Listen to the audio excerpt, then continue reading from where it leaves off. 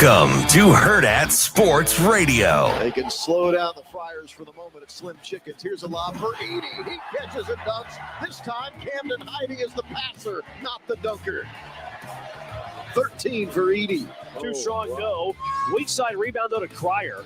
Kicks it out to Sharp, left wing. He'll try a three. Got it. Emmanuel Sharp hits his second three of the game. He gives it to Shepard. Throws it to Dillingham behind the defense. Left-hand leaner won't go as he got bumped. Looked like a foul. White gets the rebound. White throws it away at the other end. Throws it ahead to Shepard. Shepard lob, and it's for Reeves. And a foul on James. Stafford has it. Sets the laces. Drills one. End zone. Caught. Puka Nacua. Touchdown, LA. 95 yards to pay dirt to grab the first quarter lead. Good morning. Welcome in on this Friday to Hurrdat Sports Radio. I'm Ravi Lulla. Andrew Rogers with me as well. Good morning. What's up, man? We are feeling it. It is the final show before the holiday break, so we're mixing in a little holiday cheer. Not like today. the adult holiday cheer with like the eggnog and spiking the eggnog. Nope, No, nothing like that. No. Nope. Family-friendly holiday cheer. Well, probably. At least the nice portion of our show. We may have a naughtier segment coming your way where we have to hand out some coal. Yeah, listen, not everybody's on the nice list. All right, not everybody's on the nice list. Santa knows. He checked it twice. Allegedly. Shane checked it 3 times. Probably. That sounds about right. We have a few guests that I think are on the nice list Shane. This week. We've got our guy Damon Benning up at 8 a.m. Mike Sautter definitely on the naughty list. Yeah, no doubt. Without a doubt. And I think Verz could beat me up, so I'm going to put him on the nice list as well. Those are our guests today as we send you into your holiday weekend. Sautter probably thinks he could beat you up too. Yeah, he certainly can't. He does have an irrational confidence He does. me, but I think I can see my fate through the looking glass and with arms wide open. If we were doing a traditional wrestling match, he might be able to beat me because he's got a wrestling background. He does. I don't know. Even though, I tell him all the time, I'm like, Sautter, let's go right now. I'll kick your butt. Like, let's go, right? And he will lose his ever-living mind. I do. Like, he'll be like, move the chairs, let's go. Come on. Yeah. He's always ready to fight, like always. And not always a smart move for him. I'm just saying, I don't think he understands. I'm going for that right knee. Yeah. Oh, absolutely. I'm just kicking that thing out immediately. I don't think he understands. Like, this sounds like jerky, but I don't think he understands. Beef? Like, I'm not just a big guy. Like, I don't think he understands how strong I am. Like, even though I don't know how to wrestle at all, he'd have a hard time. Mm-hmm. I'm not saying I'd win a regular wrestling match, but he would have a hard time. I think I could beat Sautter on endurance. He has the length, no doubt. And if he got his hands, on me, then I probably will go down and get pinned. Sure. Because I'm not as squirmy. Yeah. But you know what? If I can evade the whole time, that's what I'll shoot for. We'll have to ask him which of us he thinks he can beat up here. Oh, he would say me. He would say, well, he'd probably absolutely. He'd probably say both. Let's be honest. No, well, he may look at you and say, no, I know Ravi's background, and I may not want to test that, but Andrew, no doubt. But that's a good thing. Sautter and I, different weight classes, although maybe not, because Sautter is a very, very skinny man. I would say you guys might be close. I think you might be close. Sounds about right. I think he says he's 170. I don't know. If no he is. Shot, right? Because of his height, like that alone gives you like 20 pounds. Yeah, because he's tall. He's probably like 185, 190. No, I think he's 170. That's what he says he is. Way. Yeah, I would buy that. All right, we'll ask him. We'll have to ask him when he gets on here. We'll just stop talking about him randomly. We'll talk to Mike Sautter at 9 a.m. Lots going on in the high school sports world. He's been covering college basketball as well, so we'll get his takes there. I know he was at that Nebraska, North Dakota game on Wednesday. At Bell West Side last night, top 2-3 matchup in Class A. Absolutely. So tons to talk about with Sautter. Before we get into any of that, I don't know if you saw yesterday, Andrew. Actually, I do know you saw because you sent it to me. But for the audience, the dramatic effect. For the mystery of hosting a radio show. I don't know if you saw yesterday, Andrew, but Kirk Ferentz had some things to say unprompted. Out of nowhere. About Dylan Raiola. And doesn't even have the decency to say his name out loud. Just living rent-free in Kirk Ferentz's head, Nebraska, and Dylan Raiola. If you didn't hear it, basically what Shane's got the clip. Oh, Shane, yeah. Can you go ahead and play that Ferentz clip? A concern for me, not a deal breaker, but a concern if any of our coaches come in and start talking about a guy who's been in 3 high schools in 3 years. Those kinds of things are just things you need to get answers for, I think. So that was totally unrelated to anything they had really talked about. That was the question. Yeah, the question was like, hey, your recruiting class was basically wrapped up in July. Like, is it kind of nice to have it wrapped up so early, not have to worry about like signing day flips and stuff like that? And let me first of all just say, when no one else wants your players, yeah, the signing day's not very dramatic. It's pretty blank for you. And listen, I get that Iowa's been better than Nebraska, so this is not what that conversation is. Doesn't mean they're fun to watch. And that's a credit to the coaching and development that they do in Iowa City. Because let me read you off the last 10 years of recruiting rankings. Hit me. Okay? 43, 50, 39, 27, 35, 45, 40, 41, 47, 59. Look, they win games. They win games. And with those recruiting rankings, to win games is incredible, right?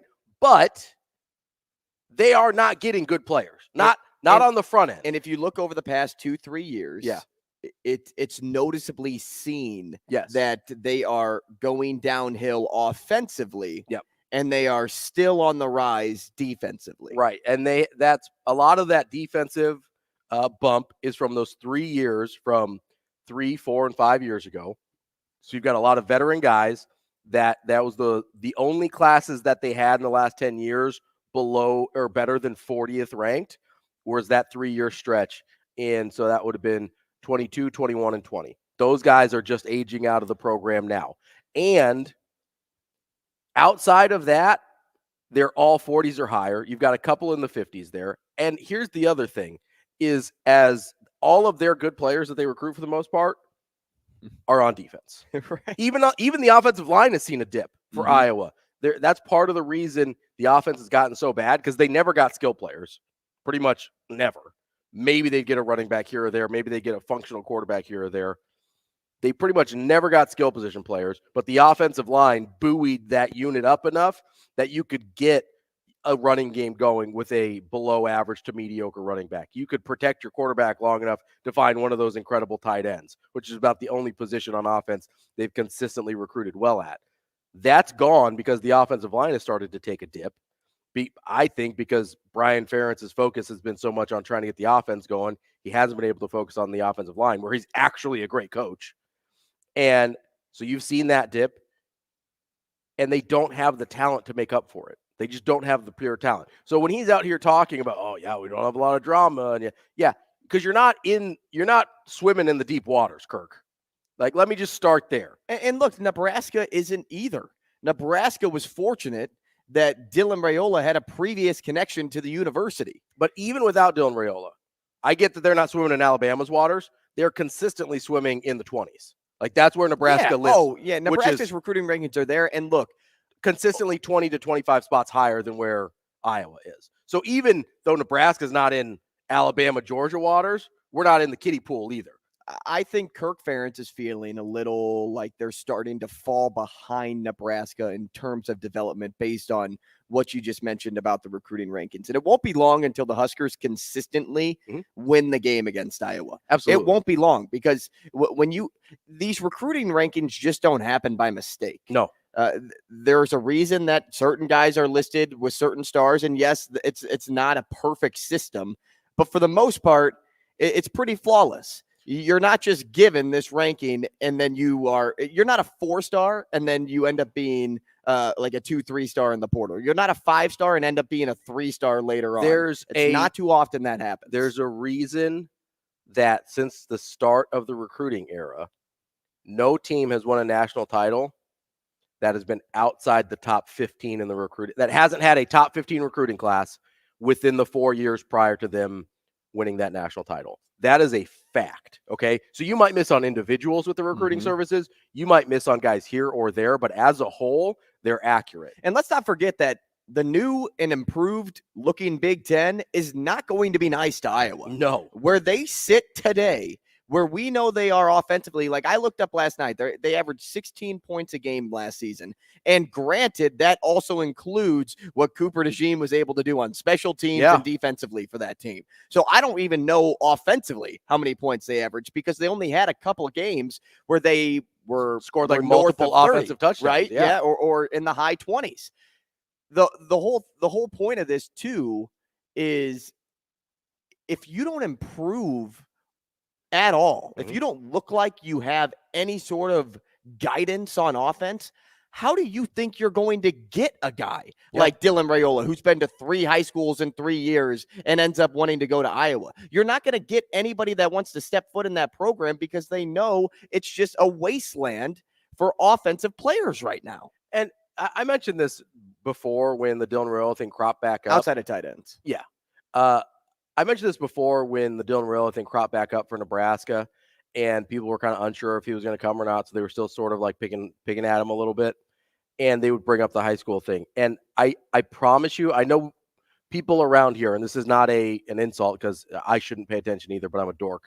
People around here don't pay as much attention to college basketball recruiting. They figure out who Nebraska and Creighton are going to sign, and then they kind of move on from there.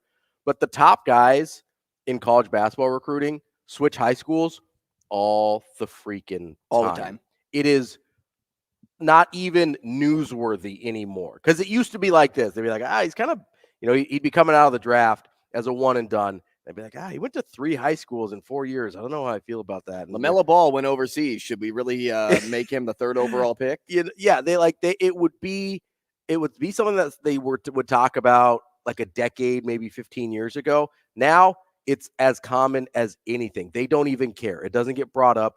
This is not, because if you're a player, you're a player. And listen, people are trying to put themselves in the best position to be successful at the next level. Like that is, if you're one of those guys, whether you're in basketball, whether you're Dylan Raiola or whatever. I also think it's more common in college football than we realize, but we care about it when it's a quarterback and we don't care about it when it's some other positions.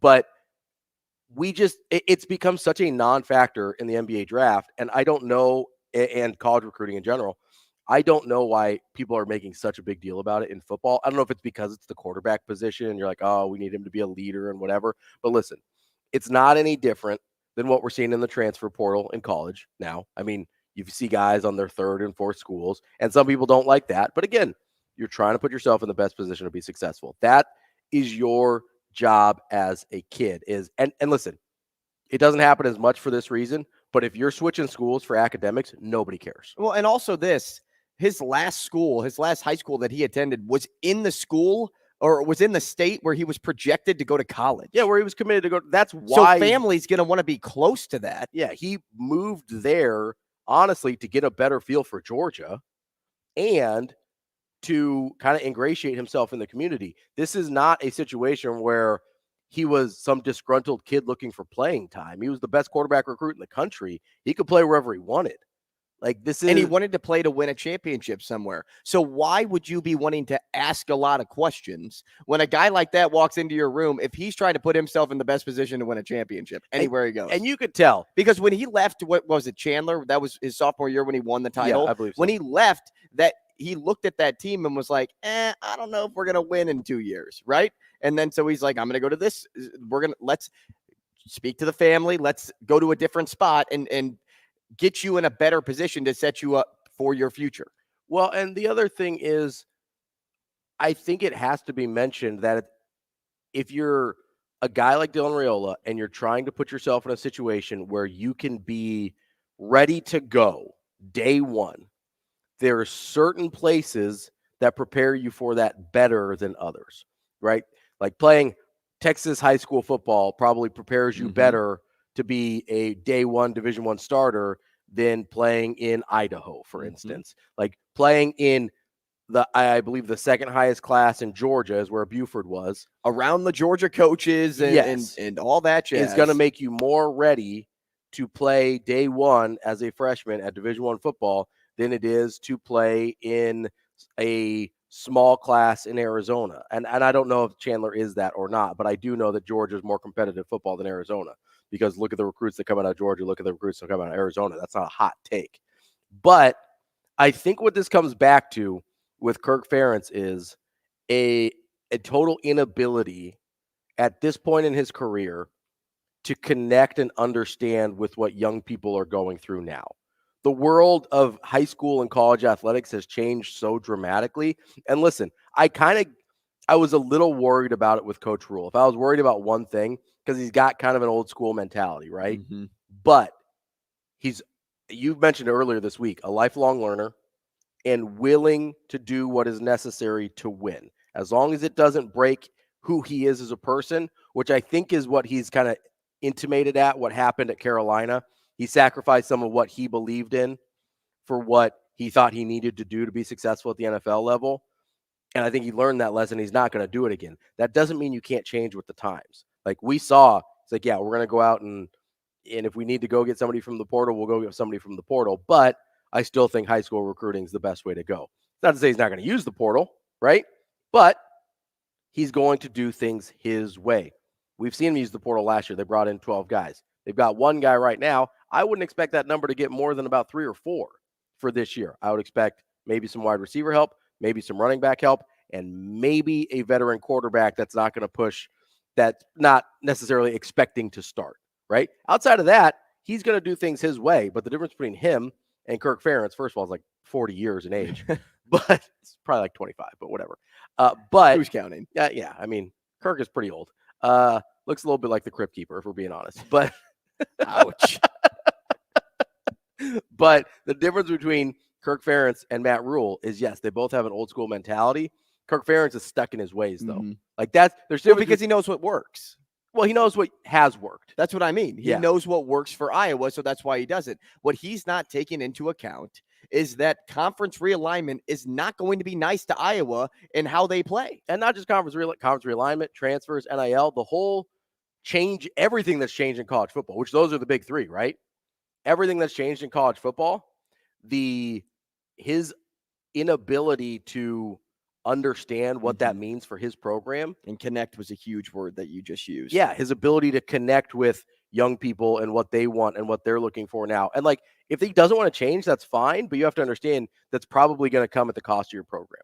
Like it came at the cost of his program that he didn't want to move on from his son, Brian Ferentz. Like that came at the cost of wins for his program. It's why we talk about and have talked about this with Scott Docterman before of, is this Kirk Ferentz's last year or not? Is he going out with Brian? Is he going to stay? And people seem inclined that he's going to stay for like maybe 3 years. However long he feels like, basically, which I think he's going to be. I mean, he's always kind of seemed miserable. Like he's never, but he is going. But we'll see after 1 year if he can handle all of these changes, because why even go as far and stoop as low as he did yesterday? To take totally a random thought and add it into an answer that didn't even apply to the question. You know, and it's funny because you can defend Kirk Ferentz in any way you want out there. Whoever wants to be a Kirk Ferentz sider, and in this case, do it. I'll hear your point. Here's where you can't convince me that he wasn't talking about Dylan Raiola. How many other recruits nationally have done what Dylan Raiola has done at the high school level, jumping from 3 schools in 3 years? Like, how many nationally have you heard about that has done 3 high schools in 3 years? From a college football standpoint? No, so what I'm saying is in this class, because that's what we're talking about, this recruiting class, nationally, how many of the signees, again, nationally, have you heard went to 3 high schools in 3 years? Off the top of my head, I'm not sure. You've only heard 1. Yeah. You've only heard Dylan Raiola's name attached to that claim because he's one of the highest recruits out there nationally.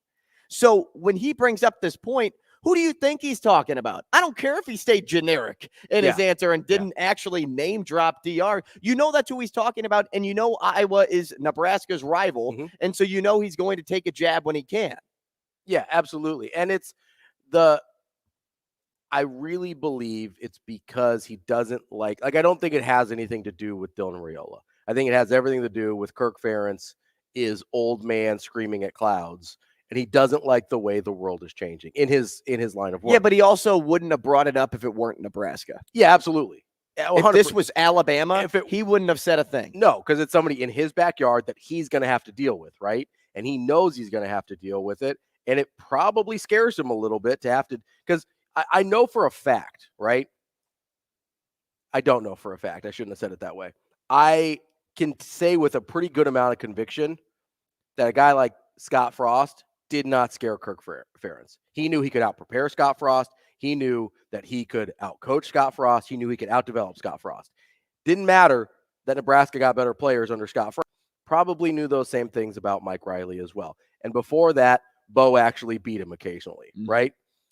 But the last two head coaches before Matt Rule, he probably wasn't too scared of Nebraska, right? I think he sees the way Matt Rule operates. That's probably a little scary for him. And then he sees him get a quarterback of this caliber in addition to the way he operates. That should be very scary. A quarterback of this caliber who, to a team that hasn't won 10 games in how many years? Right. And that's exactly what Iowa has done over the past how many years? And frankly, he's probably a little jealous. And you know what? That's where I think it stems from a little bit of salty. Yeah. Like he's salty about how things played out and how Nebraska has been able to consistently recruit over the last 2 seasons when they got a coach in there like Matt Rule. And it's probably frustrating to him that kids don't want to come play for Iowa despite the fact that Iowa's been better. Because let's be honest, Nebraska and Iowa recruit in a lot of the same pools. And in those years, what are those years that I told you that they recruited better? 39, 27, 35. What do those have in common? 2022, 2021, and 2020. What was happening in that time frame for Nebraska? A lot of turnover, a lot of turmoil. It was Scott Frost, right? Scott Frost was there. Those were his last. First, I thought COVID, and then I'm like, okay, what happened after COVID? Those were his last 3 years at Nebraska. 2021, their best recruiting class in the last decade, number 27 in the country, is like peak. Is Scott Frost staying or not? Is he going to be fired or not? Those guys are in the same pool that Nebraska recruits from, especially in the linemen and on the defensive side of the ball. Yeah, Nebraska lost a really good tight end out of Pierce because of all the changeover last year and Ben Bramer. Yeah, he ended up at Iowa State, but still, right? But when you have turmoil, you drop. Yeah, you lose guys that you should normally get.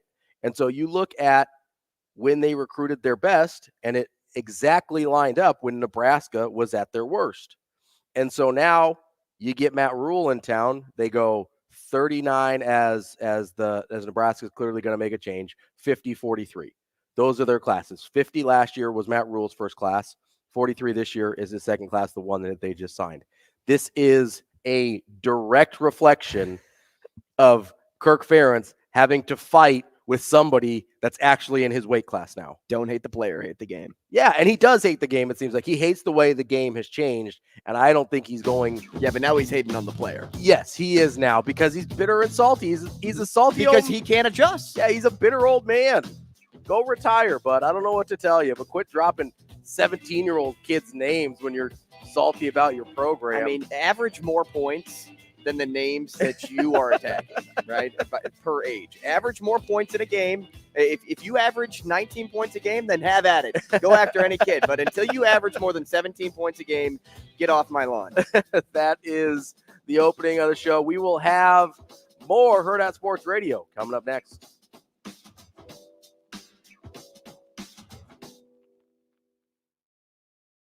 We will be back.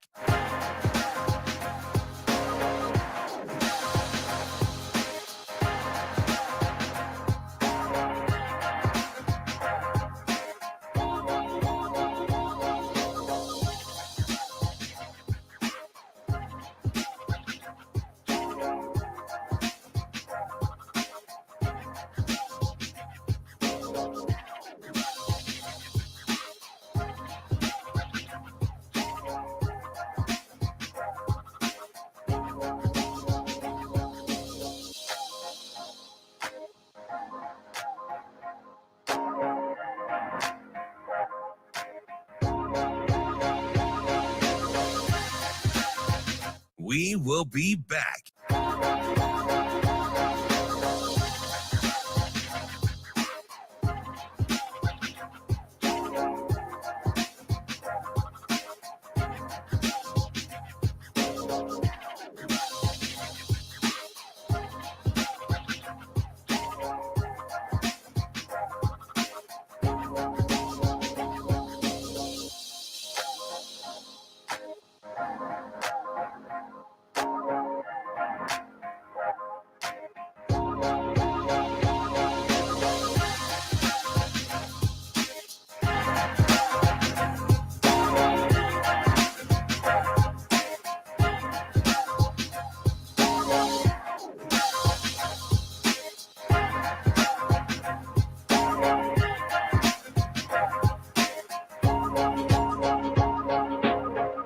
We will be back.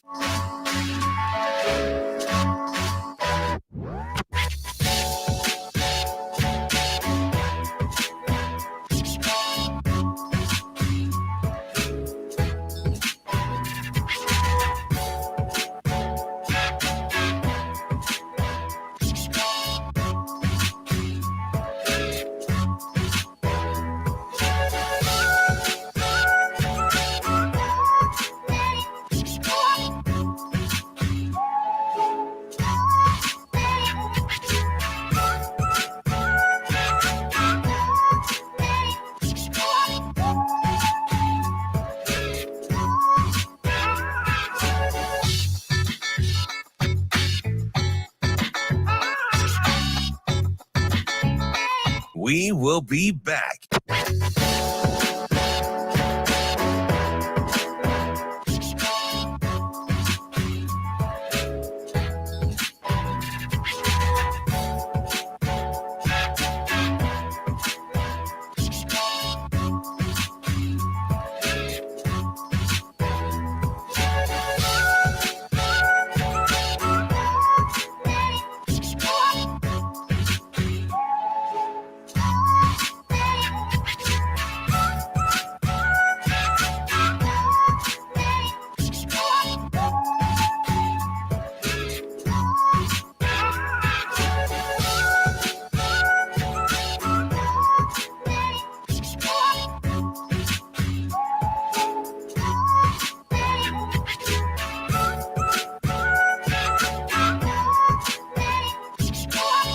We will be back.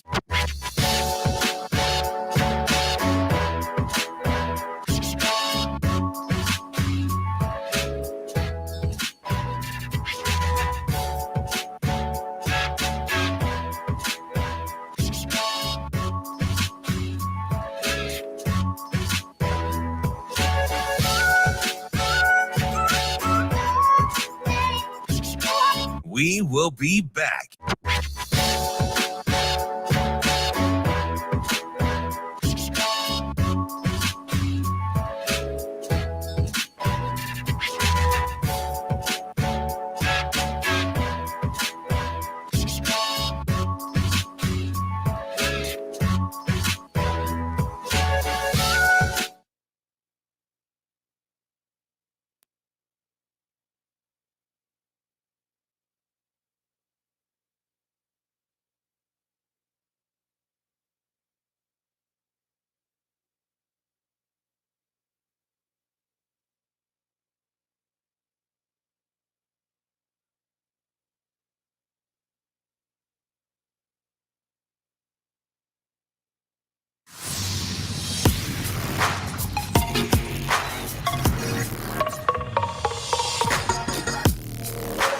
You're listening to Hurrdat Sports Radio.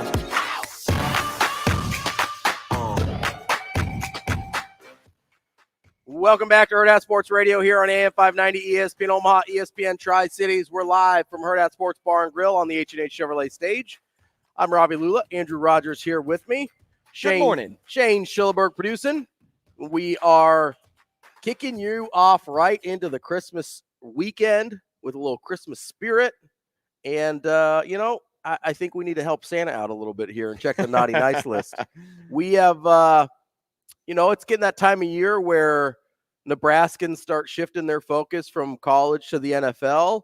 And I wanted to kind of take stock of where the NFL has been this year. And I thought, what better way to do this than to take a page out of Santa's book and create a naughty nice list? So here's how we have this set up. We've got 5 in each list. The nice list are our top 5 MVP candidates so far this season in the NFL. Yep. The naughty list are the 5 most disappointing teams, stories, players, whatever. Mhm. Right?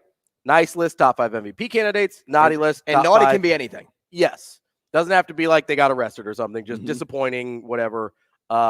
This so far this season. I thought that would be a good way to take stock or stockings, if you will, for the NFL season to this point. So you want to start nice list, naughty list? Let's start with the nice list. Okay, the nice list. Here we go. So this is the top 5 MVP candidates. Andrew Rogers and I have not compared lists. Nope. We did this independently, so I'll see how much we match up. You go 5-1? 5-1. Okay, my number 5, Tyreek Hill. This is my number 5 too. He has been, first of all, straight up incredible this year. The Dolphins are 10-4. They lead their division. They're 2 games ahead of Buffalo, who was supposed to win that division. Buffalo, by the way, they are not in great shape for the playoff race. Let's just put it that way. We'll get to them more later. But between the Dolphins have been one of the big storylines in the AFC this year, them and the Ravens. They've really separated themselves as the leaders of the pack in that conference. And as good as Tua's been, that offense is nowhere without Tyreek Hill. I believe he's got over 1,400 yards receiving already. He's got an outside shot to break 2,000 on the year. An incredible Tyreek Hill season. I don't think he's going to win the MVP. I don't think he should win the MVP. Whoa. He deserves Easy guy. to be in that number 5 slot, though. If he hadn't missed last week with an ankle injury, I think he could have gotten to that 2,000-yard barrier and break Calvin Johnson's record, which is like 1960 something. And remember, and I misspoke. He's actually over 1,500. What was that, yards. like 2012 when he broke that record? Everybody was talking about CJ that year, where he went for 1,900 yards, but he only had 5 touchdowns, like 4 or 5 touchdowns. Yeah, because that's the Lions for you, but yeah. But Tyreek Hill has 12 right now. Yep. Like that should be taken into account too in Absolutely. this mix. He only needs 153 yards per game in his last 3 to get to 2,000. He's just about 458 yards away. That's doable. I mean, he's done that 4 or 5 times this year already. That's basically 2 of his long touchdown passes a game. So if he can put together an incredible last 3, first he's got to play this week. He's still carrying that questionable tag. But Tyreek Hill deserves to be in the conversation because if he's not in this conversation, and we'll get to another guy, and I won't say his name because he'll be on both of our lists, but if that person's not in this conversation either, you might as well change the MVP award to MVQ. Yeah. Most valuable quarterback. Like that's what it should change to. There needs to be some sort of there needs to be some sort of way to look at a skill player or position player and think he can outdo a quarterback. Yeah. And what does that look like? It looks like a season Tyreek Hill is on pace for. Absolutely. And it looks like a season that like the other guy is that we'll get to later on in the list. Yeah, and like I said, Tua's having a totally different season if it's not for the Tyreek Hill factor of it all. All right, my number 4 pains me a little to put him here because I don't love him. I don't love his team, but I do think we have, and they're starting to dip a little bit. I do think we have to acknowledge Dak Prescott. That's my number 4. Well, I did Tyreek Hill, so you give the case for Dak Prescott. Well, I mean, just Dak's had an excellent season. Yeah. And it's a season that everybody's been expecting, right? Ever since he made that first playoff run in his rookie season, it was like when he replaced Romo. Yeah. It was like, guys, Dak Prescott's the dude. We're going to keep him around. Like he's the franchise quarterback. They paid him like a dude. They paid him to do it, and he just hasn't been it. And he had the injury, which was tough, but still, with how good those teams are and have been, the fact that Dak Prescott couldn't get that team over the hump in terms of playoffs, in terms of not just playoff, but just value for himself, it just wasn't there. And now he finally seems like he's worth his weight in gold. Second in QBR, he is second in touchdowns. He's, I think, like 5th in yards this season. Yeah, over 3,600 yards already, 28 touchdowns to 7 picks. He's had some really nice games against some really good teams. Now, the Cowboys are still showing that they're one of the most inconsistent teams in football, which is why Dak falls to 4 on my list. Me too. If he were to win some of those games that they didn't get blown out in or just completely fumble the bag, Dak Prescott could be top 3. Yeah, I think he was probably closer to – top 2 or 3 for me prior to this last week in Buffalo when they got beat 31-10. I also, as a 49ers fan, can't get that 42-10 game out of my head. That's a big one. And that is a big one because most watched. I would guess this season. Yeah, and obviously some of the other candidates on this list are from the 49ers, right? So at least for me. So that is a huge discrepancy for me, is just the way that he was unable to perform against obviously they beat Philadelphia, which was a great win for them, but against the top team that they've played so far this year, they got absolutely outclassed. So I do have Dak Prescott on the list. He deserves to be on the list. I can't get him any higher than 4th for those reasons, as you mentioned. Number 3 on my list. It's probably the same as mine. Let's see here. Let's say it at the same time. Say like 3, 2, 1, and then we'll say his name at the same time. 3, 2, 1. Lamar Jackson. Oh, all right. Okay. We got some divide up here at the table. Go ahead. All right. So Patrick Mahomes is here for one reason and one reason only. That is because he is still leading a division-leading team, a team that most people still consider a threat in the playoffs, despite the fact that his wide receivers seem to cause more interceptions than they do receptions. His receiving core is brutal. This is one of those Tom Brady type years for Patrick Mahomes where Brady just didn't have the tools around him. And because he was Tom Brady, he elevated that team to an AFC championship game or whatever the case was. He made them a real contender just because he's Tom Brady. I'm thinking of kind of that gap between the back-to-back Super Bowls and pre-Randy Moss. There was a couple years in there where he didn't get any help from his receivers. That's kind of the part of Patrick Mahomes' career that we're in right now. And because of that, I understand he's not going to win the MVP, but he's been as impressive as anyone this year, A, for just not blowing up at his receivers every week, but B, to have Kansas City still in that position and not have any help from anyone besides Travis Kelce, that to me is the true value portion of MVP. Lamar Jackson's story will really, his fate, I guess, in the MVP race will be decided this weekend. Probably on Monday against San Francisco. Yeah. And look, if this was the most valuable to the team award, Lamar would be the front runner, because Lamar Jackson this season is the most valuable player to his team.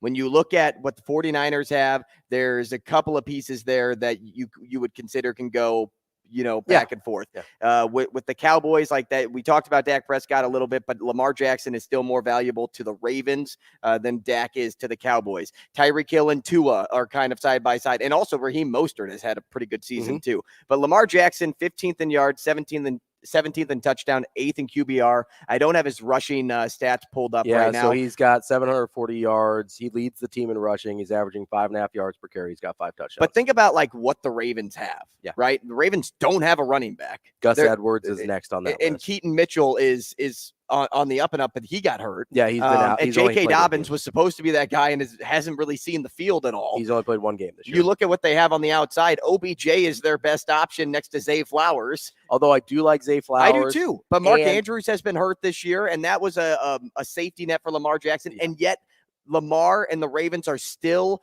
the top team in the AFC. If this was most valuable to the team, he'd be the winner. But it's not. It's most valuable player, which is why he's third on the list. So I think we both win a similar spot there in our heads, which was guys that don't have a ton of help. I went Mahomes. You went Lamar. I think they're both fair options. I'll be honest, Lamar's not on my list. So I'm glad you brought him up, because the next two guys on my list I think are kind of unquestionably, but again, maybe I'm a little biased. We will get to the rest of our nice list and our naughty list coming up on Hurrdat Sports Radio here on AM 590 ESPN Omaha, ESPN Tri-Cities.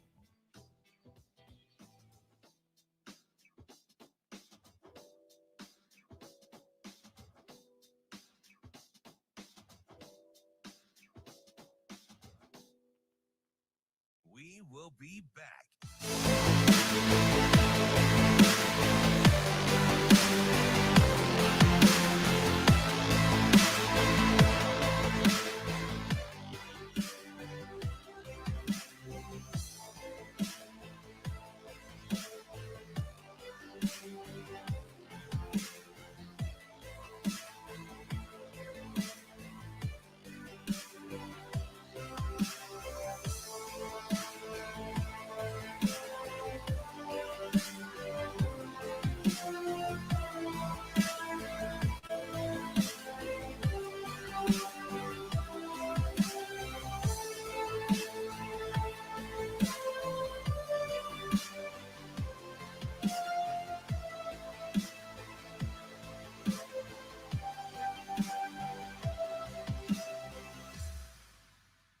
We will be back.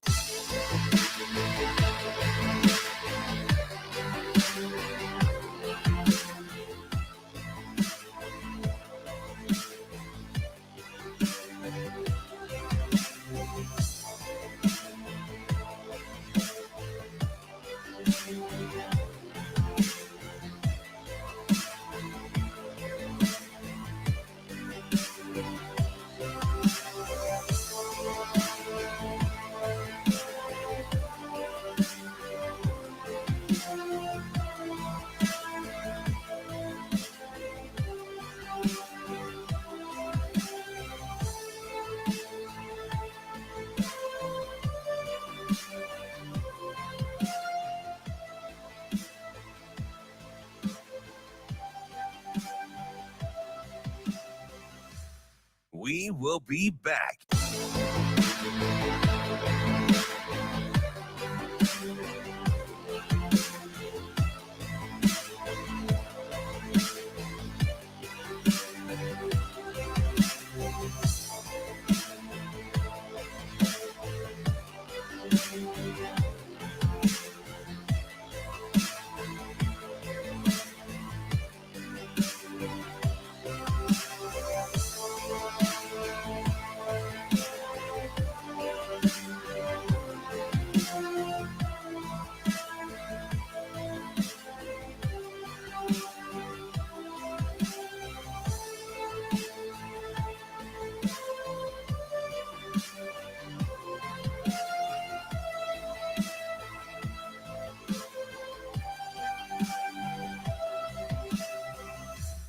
We will be back.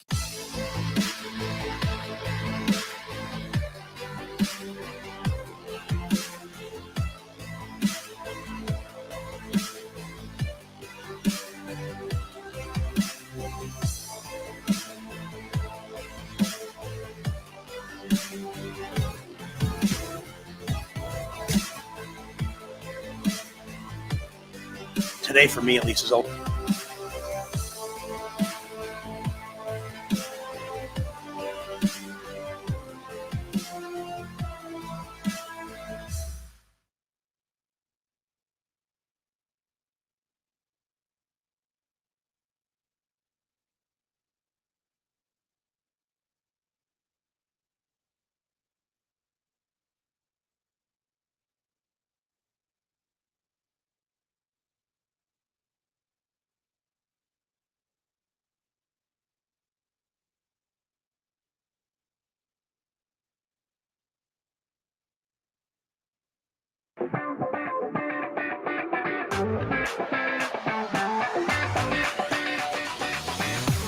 You're listening to Hurrdat Sports Radio.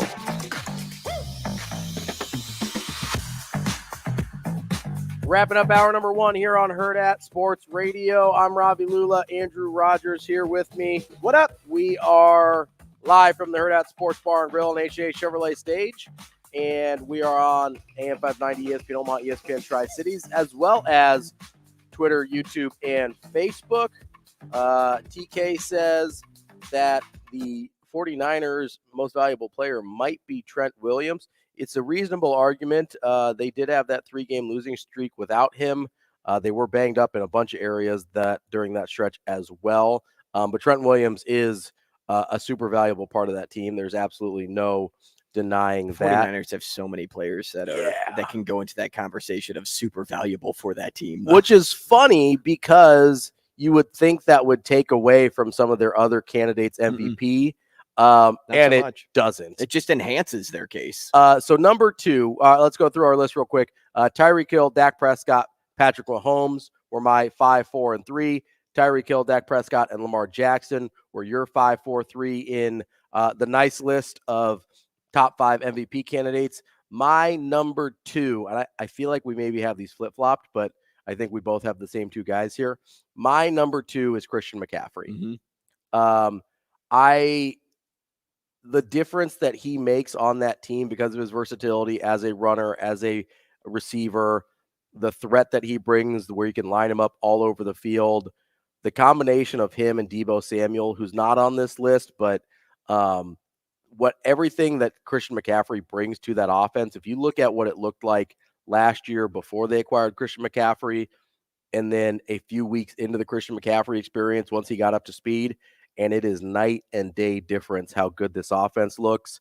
Now, the other guy on my list came into the picture around that same time, so hard to tell which is which, but I do have Christian McCaffrey as my number 2. Yeah, Christian McCaffrey's my number 1. That's what I thought. I thought we had these flip-flopped. And the reason he's my number 1 is why? Because I don't want it to be a quarterback award. Christian McCaffrey has done just an outstanding amount of work at his position. He's been the best running back when healthy since he's gotten into the league at his position. And you look at the numbers over there, compared to the other 30 years of running backs that won MVPs, Ravi. Okay. Emmitt Smith was in 93, 1,400 yards, 5.3 yards a carry, 1,900 total yards, 10 touchdowns, right? We'll skip ahead and go to Sean Alexander in 05 when he had 1,800 yards on the ground. He was averaging 5.2 a carry, had 1,958 total yards, 28 touchdowns. Then you had LT's great year when he had like 31 touchdowns. AP was the last running back to win it in 2012 when he ran for over 2,000 yards. Now, McCaffrey won't hit that number because he was banged up this year a bit. And plus, in the 17-game season, he probably has a good chance of doing it, but he's not used like AP was used. No. Like, AP is a guy that you hand the football off and you expect him to just take over. He gets less than 20 carries a game. That's and you know why? Because he catches so many out of the backfield, and he's so versatile that's how they use him in San Francisco. And also, there's so many weapons on that field that they don't have to overwork him like he was overworked in Carolina. And AP wasn't the receiver even close to No, he only had 217 receiving yards that season. Yeah. But McCaffrey in 23, and this is if what he's on pace for. Okay. Yeah. So it's not what he has now. It's based on what he's been able to do this season, like per his game. projected final regular season totals. Okay. 1,500 yards on the ground, 5.3 yards a carry. If you remember, I said, Emmitt Smith was 5.3, Sean Alexander 5.2, LT 5.2. He has 618 receiving yards and climbing. Well, that's what he's projected at. The only player to have more than that would have been Marshall Faulk in 2000. And he's on pace for 24 touchdowns. Like, he is matching up pretty close to the running backs that won the MVP award over the last 30 seasons.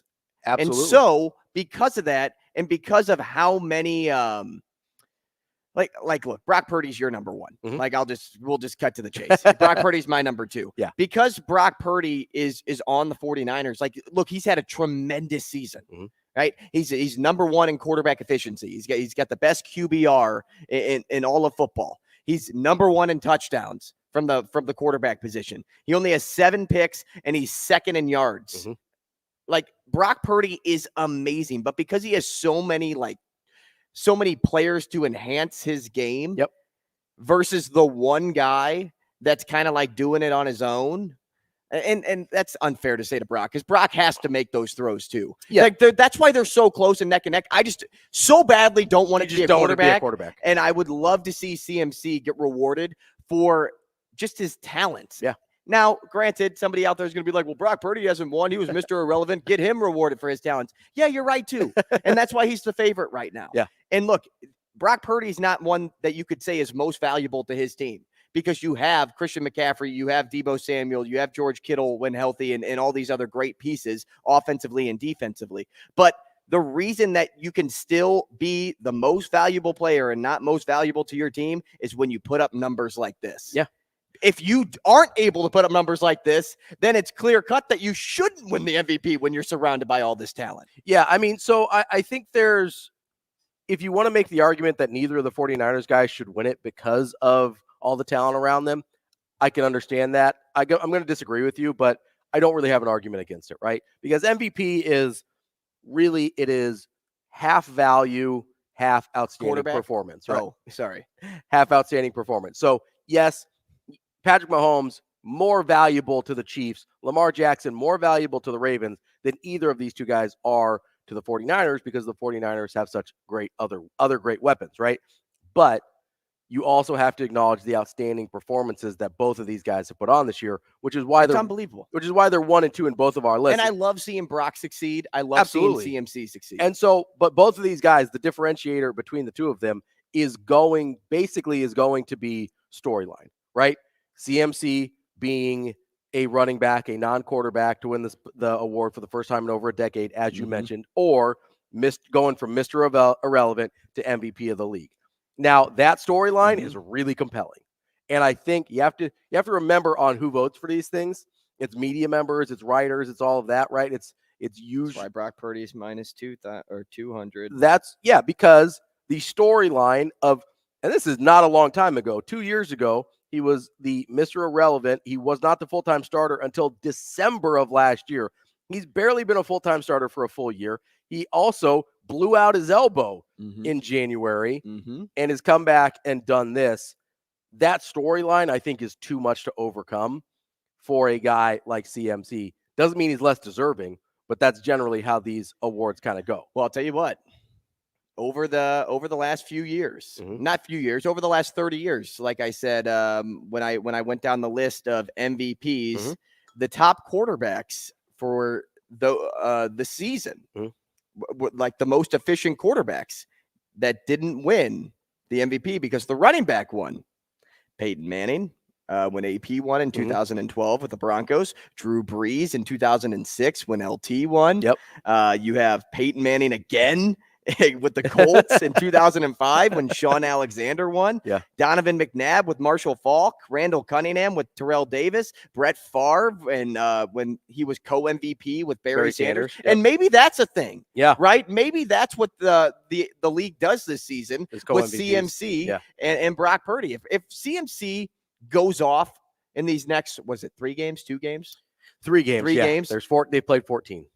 If he goes off in these next 3 games and Brock Purdy stays normal, let's just say consistent, right?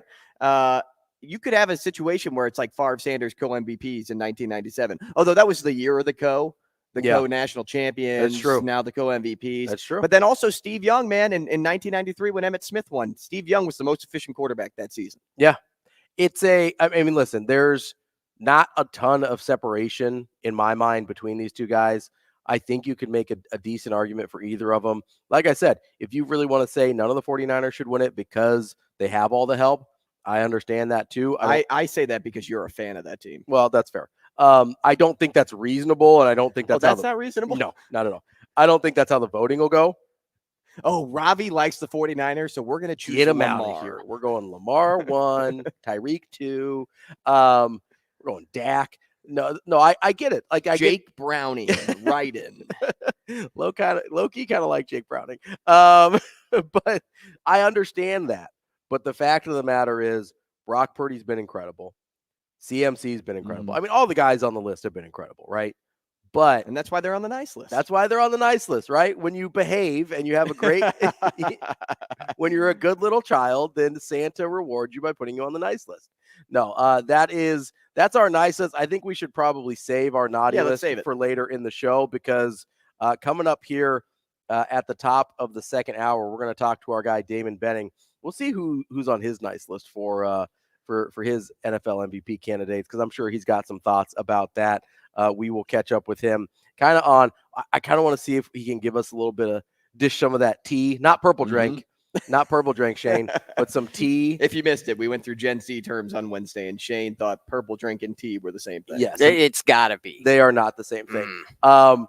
See if he's got a little tea that he can spill now that signing day has passed, and maybe there's some little tidbits he can sprinkle in there, some nuggets. But we'll get to DB here at the top of the hour. Before we do that, though, I want to make sure I tell you about our friends at Warhorse, the Warhorse Sportsbook. They are the best place in Nebraska to place your sports bets. They have live bets, which I love, props, straight bets, parlays, whatever you want to do. Place those bets in person at the casino in Lincoln or at Horseman's Park here in Omaha, 6303 Q Street. Nice little trailer in the middle of the field. They got you covered. Middle of the track, I guess You can go to warhorsecasino.com/sportsbook or download the Warhorse Casino app to get all the details and a full list of house rules. That's Warhorse Sportsbook. No bets, no glory. Coming up next, we're going to talk to our guy Damon betting here on Hurrdat Sports Radio.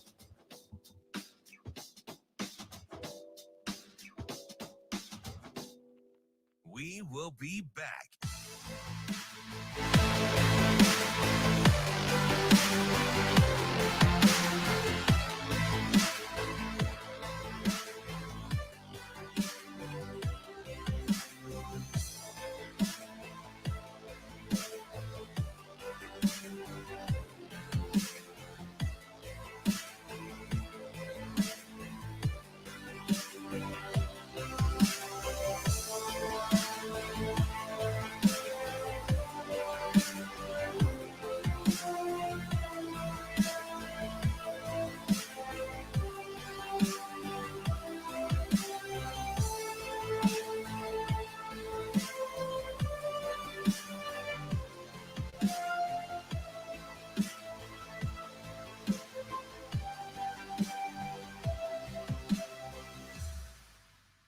We will be back. Today, for me at least, is always a day of gratitude.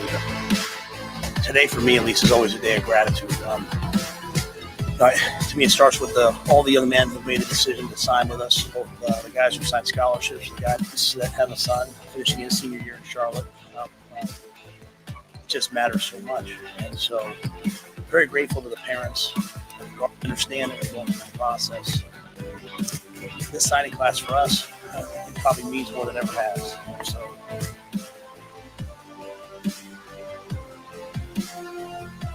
Hurrdat Sports Radio. this signing.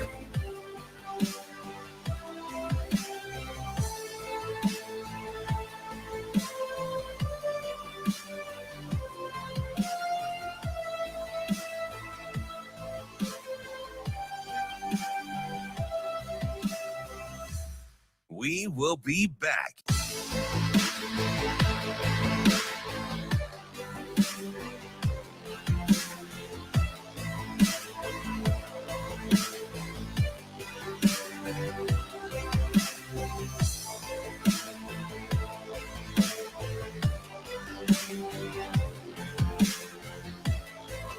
Coaches, the mentors, everyone who's led these young men to these decisions.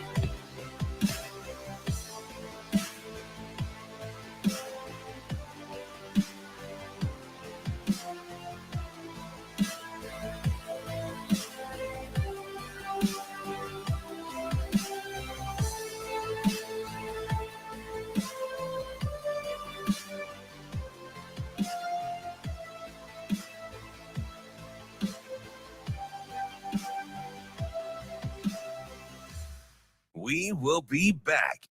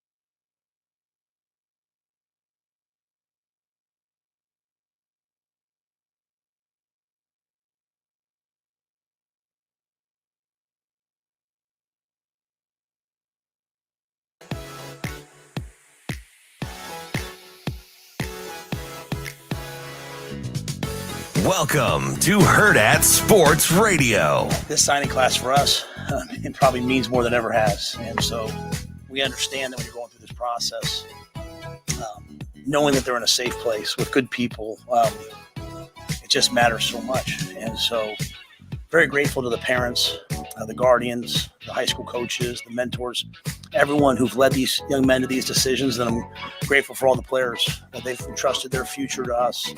I believe that they've all come here for the right reasons, and I'm excited to kind of be a part of their future. Kicking off hour number 2 here on Hurrdat Sports Radio on AM 590 ESPN Omaha, ESPN Tri-Cities. I'm Ravi Lulla. Andrew Rogers here with me. We are joined now on the Warhorse Sportsbook Hotline by our guy, ODB, Damon Benning. What's going on, buddy? Hi, buddy. How are you? He said OLE, not OLD, DB, just so you know. It was OL apostrophe. So Drew Don, you got to get that corrected. It's OL apostrophe. Oh, my apologies. I'm in the Christmas spirit where everything has an E at the end. Not like Ole Miss. Hey, so it's funny, Andrew. Do you do you mess with him sometimes about like his old isms and his particulars? Because he's got a few of those. Ravi should have probably been born in the 60s.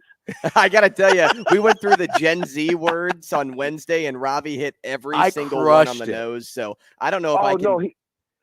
No, that's not fair. He's around kids. But he doesn't like them. Yeah, I know, that's true. That's because they're the younger they are, the worse Ravi is. If they're older, if they're a little older, Drew Don, he can handle it. Yeah, I like DB's kids. Yeah. I don't even like my own kids. Well, listen, they like me. I like them. It's all good. Yeah, it's kind of weird how you kind of weaseled your way in there, but all the power to you, man. When they drive me crazy, you take responsibility, especially Micah. Well, listen, I'll just tell him. I'll make sure I set him straight. Have a little Larry Bird conversation with Micah. We'll be all good. Yeah, he's ready to revisit the 2022 NBA draft with you too at the end of the season. So let's do it. Be prepared. I'm just gonna have him on the show. I gotta ask, DB, because I know you're real particular about the first name last name thing. How uncomfortable did Coach Rule make you, name dropping you like 7 times in that presser? Yeah, I couldn't believe that. So I'm on, and you guys know I'm like super cringe. I'm in the car, and my buddy Kevin, he texts and he's like, "Hey, you got a shout out." So I didn't pay it any mind because my hands are full and I'm like, what is going on? And so then he texts me back. He's like, "Where are you?" I can't even remember what I said. I think I said in the car or something like that. But I stood in. He said, "Coach," he said, "the presser," and I go, "Oh boy." So I didn't hear it until about 2 because Jessica Cootie sent me Caleb's deal from this morning because I was up at the school, so I didn't hear anything. So then my whole my sister, and she's like, "Hey, you just got and she wasn't even talking about the press conference. She was talking about on Big Ten Network, and they highlighted Caleb, and I'm like, I got to get home. I didn't see anything. I probably was like, no, I'm dead serious. I didn't lock into anything that was going on media wise until 3 that day.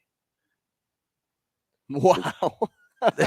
It was. You're always running around though. I was gonna say, yeah. So I'm watching that press conference and I just sit there and I go, oh man, he's gonna hate this. But Coach Rule, he did call about 1:30.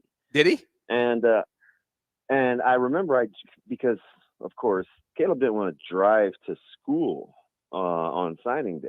He wanted to leave his car here. He's like, "Hey, can you drop me off? I'm done with my finals at 1." So I remember when Coach Rule called, I drove around the parking lot and I texted him and told him I would be in the school in a little bit because I didn't want him to hear anything he said on the phone. So that part I do remember vividly. DB, we're talking with Damon Benning, the color analyst for Nebraska football. DB, we talked to Caleb earlier this week, obviously on signing day, and he talked a lot about the trust that is built between Coach Rule and the recruits and the players. I know you've experienced this a lot, not just with Caleb and other coaches that came calling either early or late on Caleb, but with a bunch of other guys that you've had recruited over the years, and then obviously with yourself as well in your recruiting process.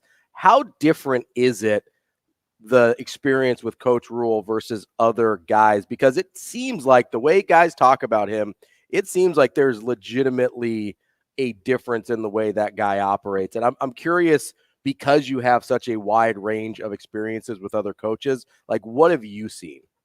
He's just a natural. So, like it's kind of hard to fake or pretend to not be other centered, right? So if you don't really care about other people more than yourself, or if you don't really want to invest in young people, like over time, it reveals itself, because situations happen and you get squeezed and you kind of have to, it'll, whatever's in you. I always say this, right? Whatever's in you is going to come out. So when he has to function and there's, it's not going real smooth and there's a little duress, like he always hunkers down around the young people. I sat with Tristan Alvano last night. He texted like 10 a.m. yesterday. He's like, hey, he knows, you guys both know, I very particular. I kind of sit, mind my own business in the game. He's like, hey, can I sit with you? And I felt bad. I was like, am I that big of a jerk where somebody has to call like 8 hours ahead of time?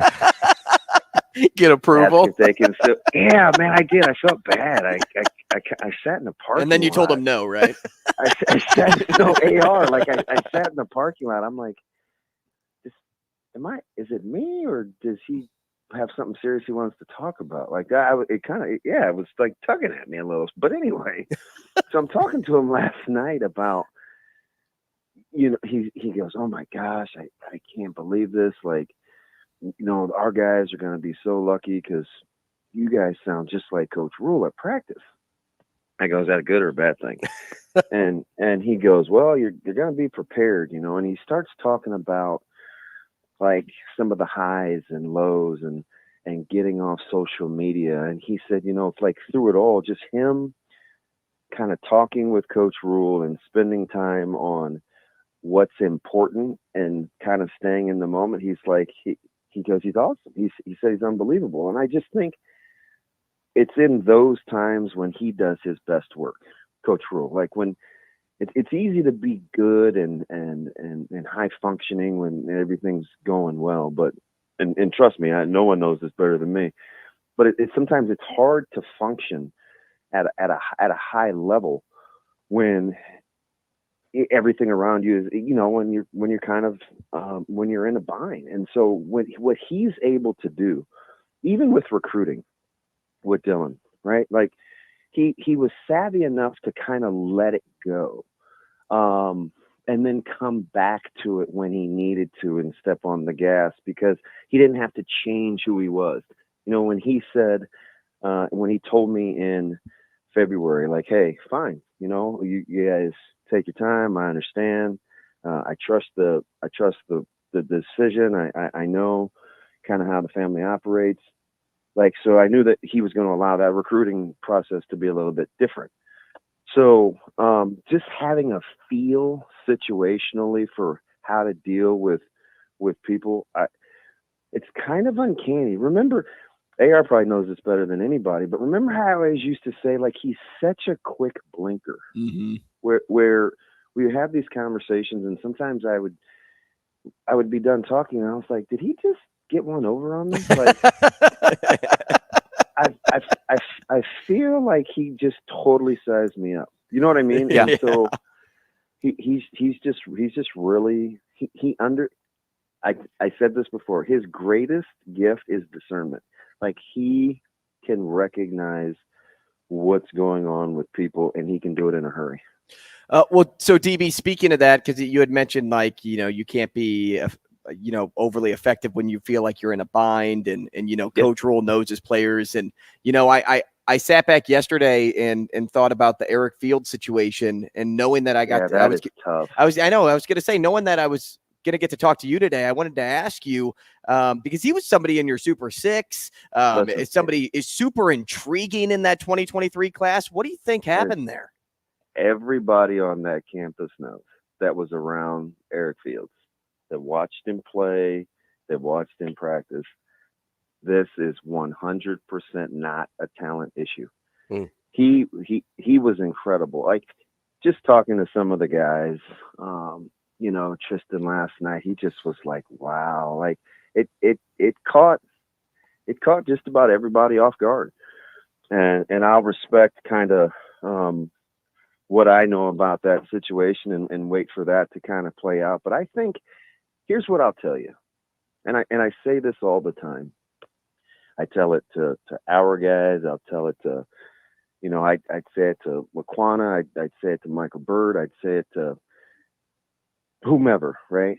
When you go to school, when you play at a high level, and I don't care if it's Power 5, FCS, FBF, when you're asked to do something every day and do it at a high level, you have to have this thing in you that allows you to deal with life at the same time. Otherwise, it's hard, because it's not just about playing sports. It's about managing yourself when you're away from home, having a good handle on your emotions, having a good handle on the day-to-day. Like, it's hard to have somebody demand something of you all the time. It's my number one quality in looking for success for people in college is what I always say: they don't need a babysitter.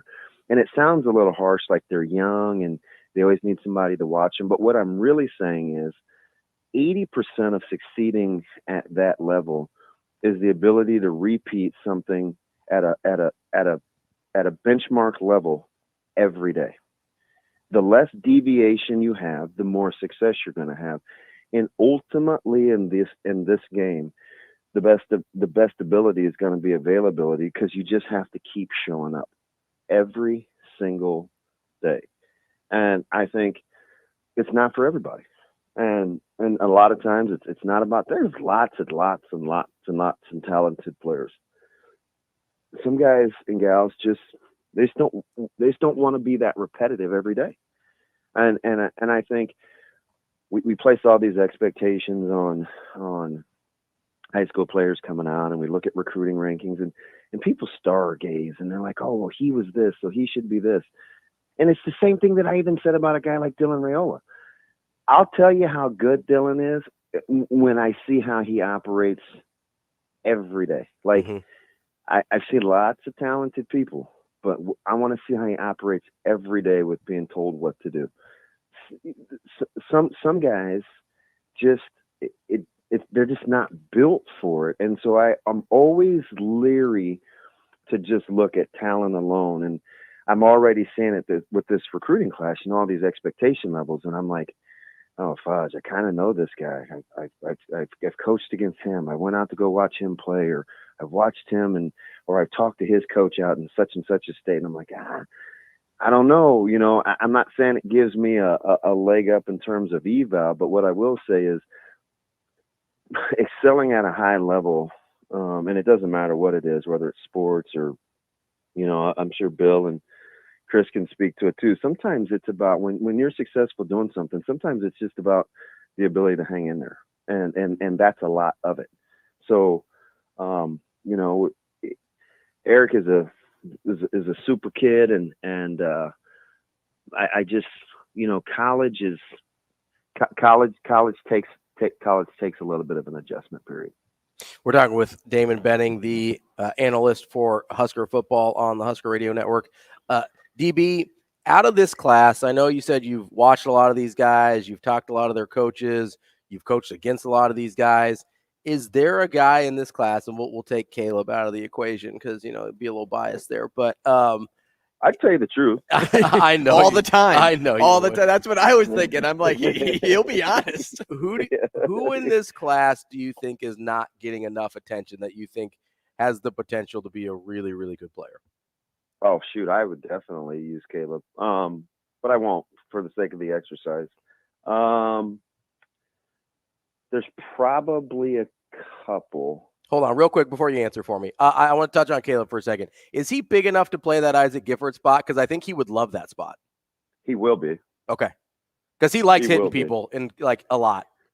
Yeah, and he's so we talked like on film a ton. Mm-hmm. So he can play either or. I think he can play the field safety, where I think ideally they want to put a guy like Hartzog. Mm-hmm. And I always say that. right? And maybe I just trying to speak that into existence.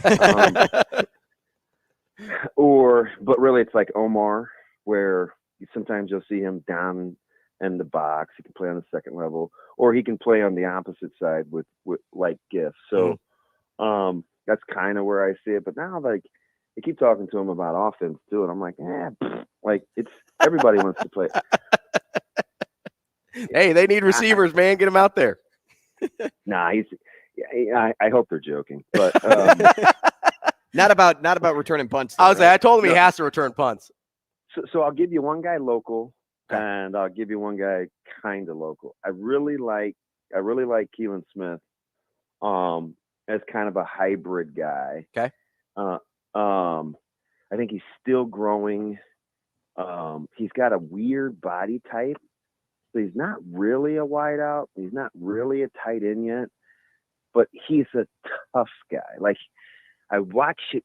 It's weird. I try to watch whole games too, and not just highlights. He doesn't mind when guys bang on him. He hangs in there.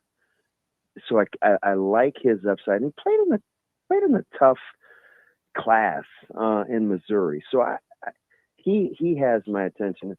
And then the other guy that I took, Eric, do you remember when I took? It was a kind of a mini meltdown when Nebraska went on the run of those DBs, and everybody was like, well, they don't have offers and they're taking reaches and this, that, and the other. And I'm like, Donovan Jones I like. Okay. Right. Yeah. Like I like Donovan Jones. And here's the weird thing. The first thing that I like about Donovan is like how he was raised, like his family structure. Because Donovan's a guy that always goes to work. He's very dependable. And he wasn't always the biggest. He wasn't always the fastest. He wasn't always the quickest. But it's almost like in his middle school years, he kind of just went and disappeared. He just kind of got in the lab. You know, he would go work out. He would train, and he'd grow the next year. And then as a sophomore, he'd grow again. I'm like, oh God, and he's a really, really good kid. So, and so I think he wants to do well. Like we undersell that. Like, how much do you actually want to be good at what you're doing?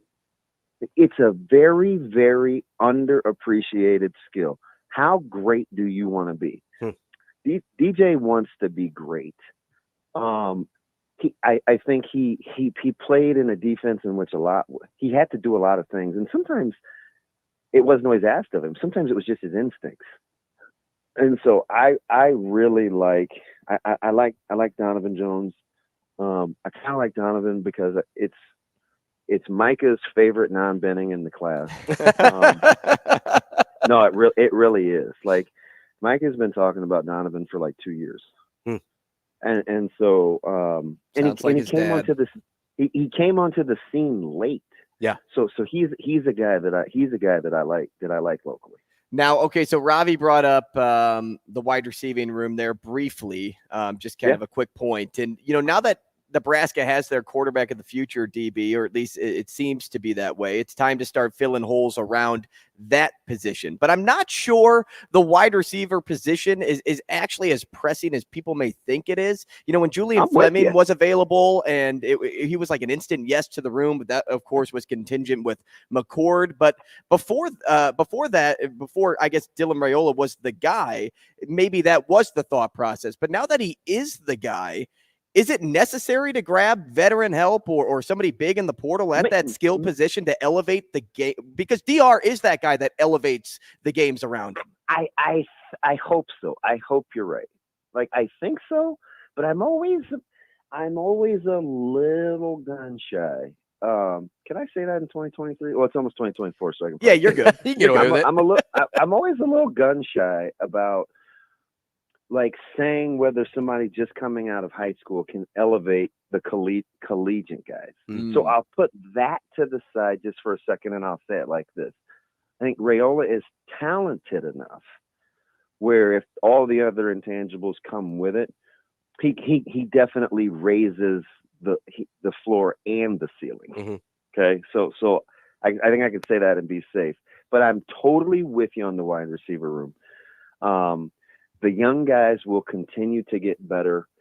The tight end room should be better than it was a year ago. You've got some good additions, and I said this for 3 months. The guy that we're forgetting about it, the way just Bell can be a good player. He is. You say Demetrius Bell there? Yes. Okay. Sorry, you cut out for a second. Go ahead. Extremely talented. And I know he's young, and you don't want to make a living with the young guys running routes, but maybe one more veteran wide receiver to kind of steady the ship. But the room will be significantly better than a year ago. I wouldn't mind. I wouldn't mind another veteran wide receiver, but just like I wouldn't mind a veteran running back. So, but the key to the running back spot is, I mean, maybe Nebraska thinks that they're going to get Ramir Johnson back, and he can plug one of the holes, and then you get another young guy to kind of step up. So, yeah, I think it's secondary, not necessary at the wide receiver spot. DB, we've got about a minute and a half here with you. I will give fast, you. doesn't it? Unbelievable. It sure does. I will give you either a running back, a wide receiver, or any other position group on the field. You get one veteran guy. I wouldn't call him an impact transfer, but a guy that helps the room and is a good player. Which position are you taking? Quarterback. Okay. You want somebody that kind of talking about steadying a ship. Yeah, steady the ship before.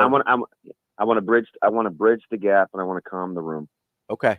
Because, and I say this the other way. I said since I've been doing radio, I said good athletic, quarterbacks that can make a play can make OCs lazy. They're like, eventually, hey, make a play. He'll make a play. So it's not intentional. It's just, he'll get us out of it. So just the opposite happens with young QBs. They take an extra amount of time. They take an extra amount of attention. And so all the extras that room gets, that attention isn't going somewhere else. So I would take a player coach in that room to model how to be a college quarterback at this level. Because right now, that guy really isn't in the room. Harburg has the advantage because he knows what it takes, but he just hasn't done it long enough to model. So I would take a veteran QB. There you go. That is our guy, old DB, Damon Benning. Hey, but OL apostrophe. I'm a lifelong learner like Coach Rule. OL apostrophe, not Olay like potato Olays or Ole Miss. Although that's the one thing you can't just eat one of. That's why I don't go near those things. DB, it's great to talk to you as always. Happy holidays. Nothing but the best to you and your family. All right. Appreciate it, guys. Merry Christmas. Merry Safe Christmas travels, to you, AR, too. if you're going home. Thank you. Going home Okay, today. buddy. All right, buddy. We will be back.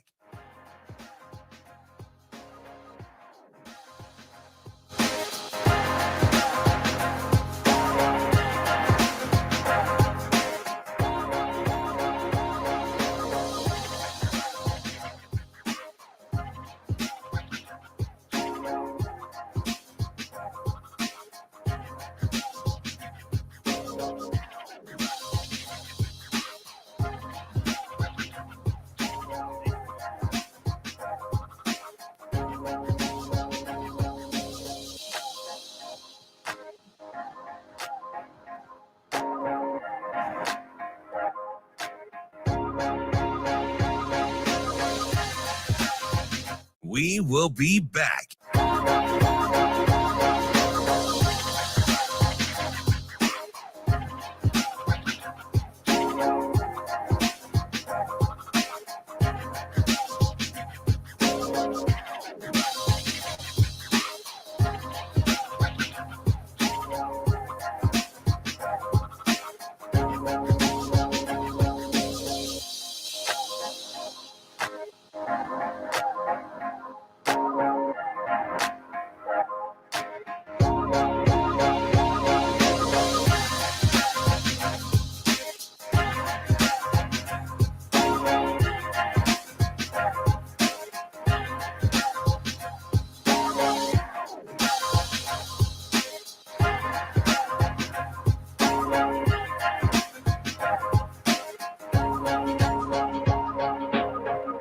We will be back.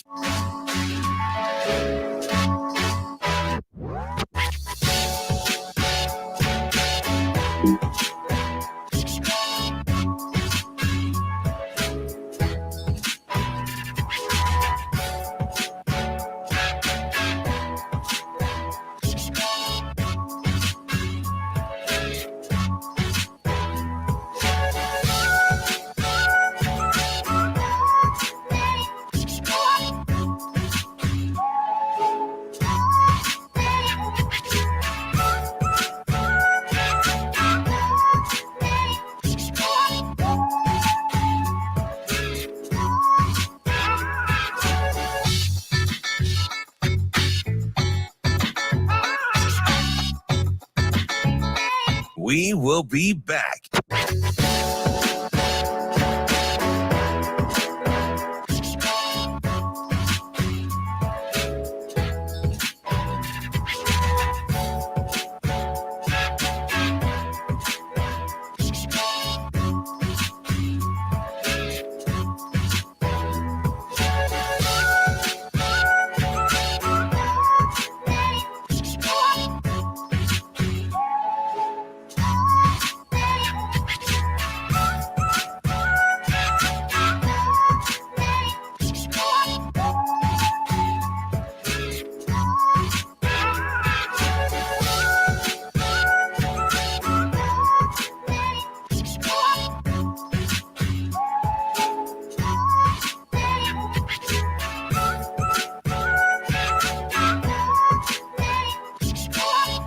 We will be back.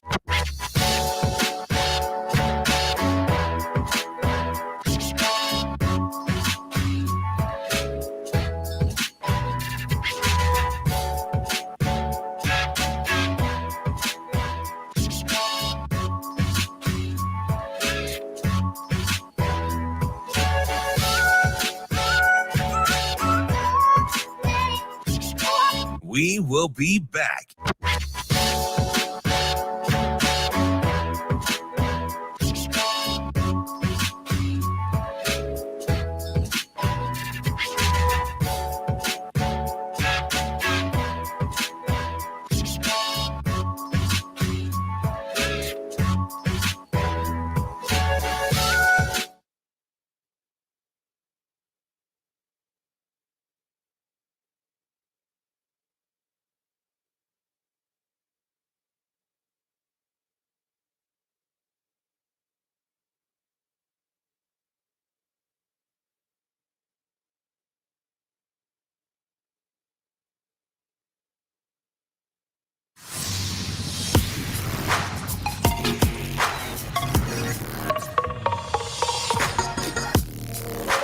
You're listening to Hurrdat Sports Radio.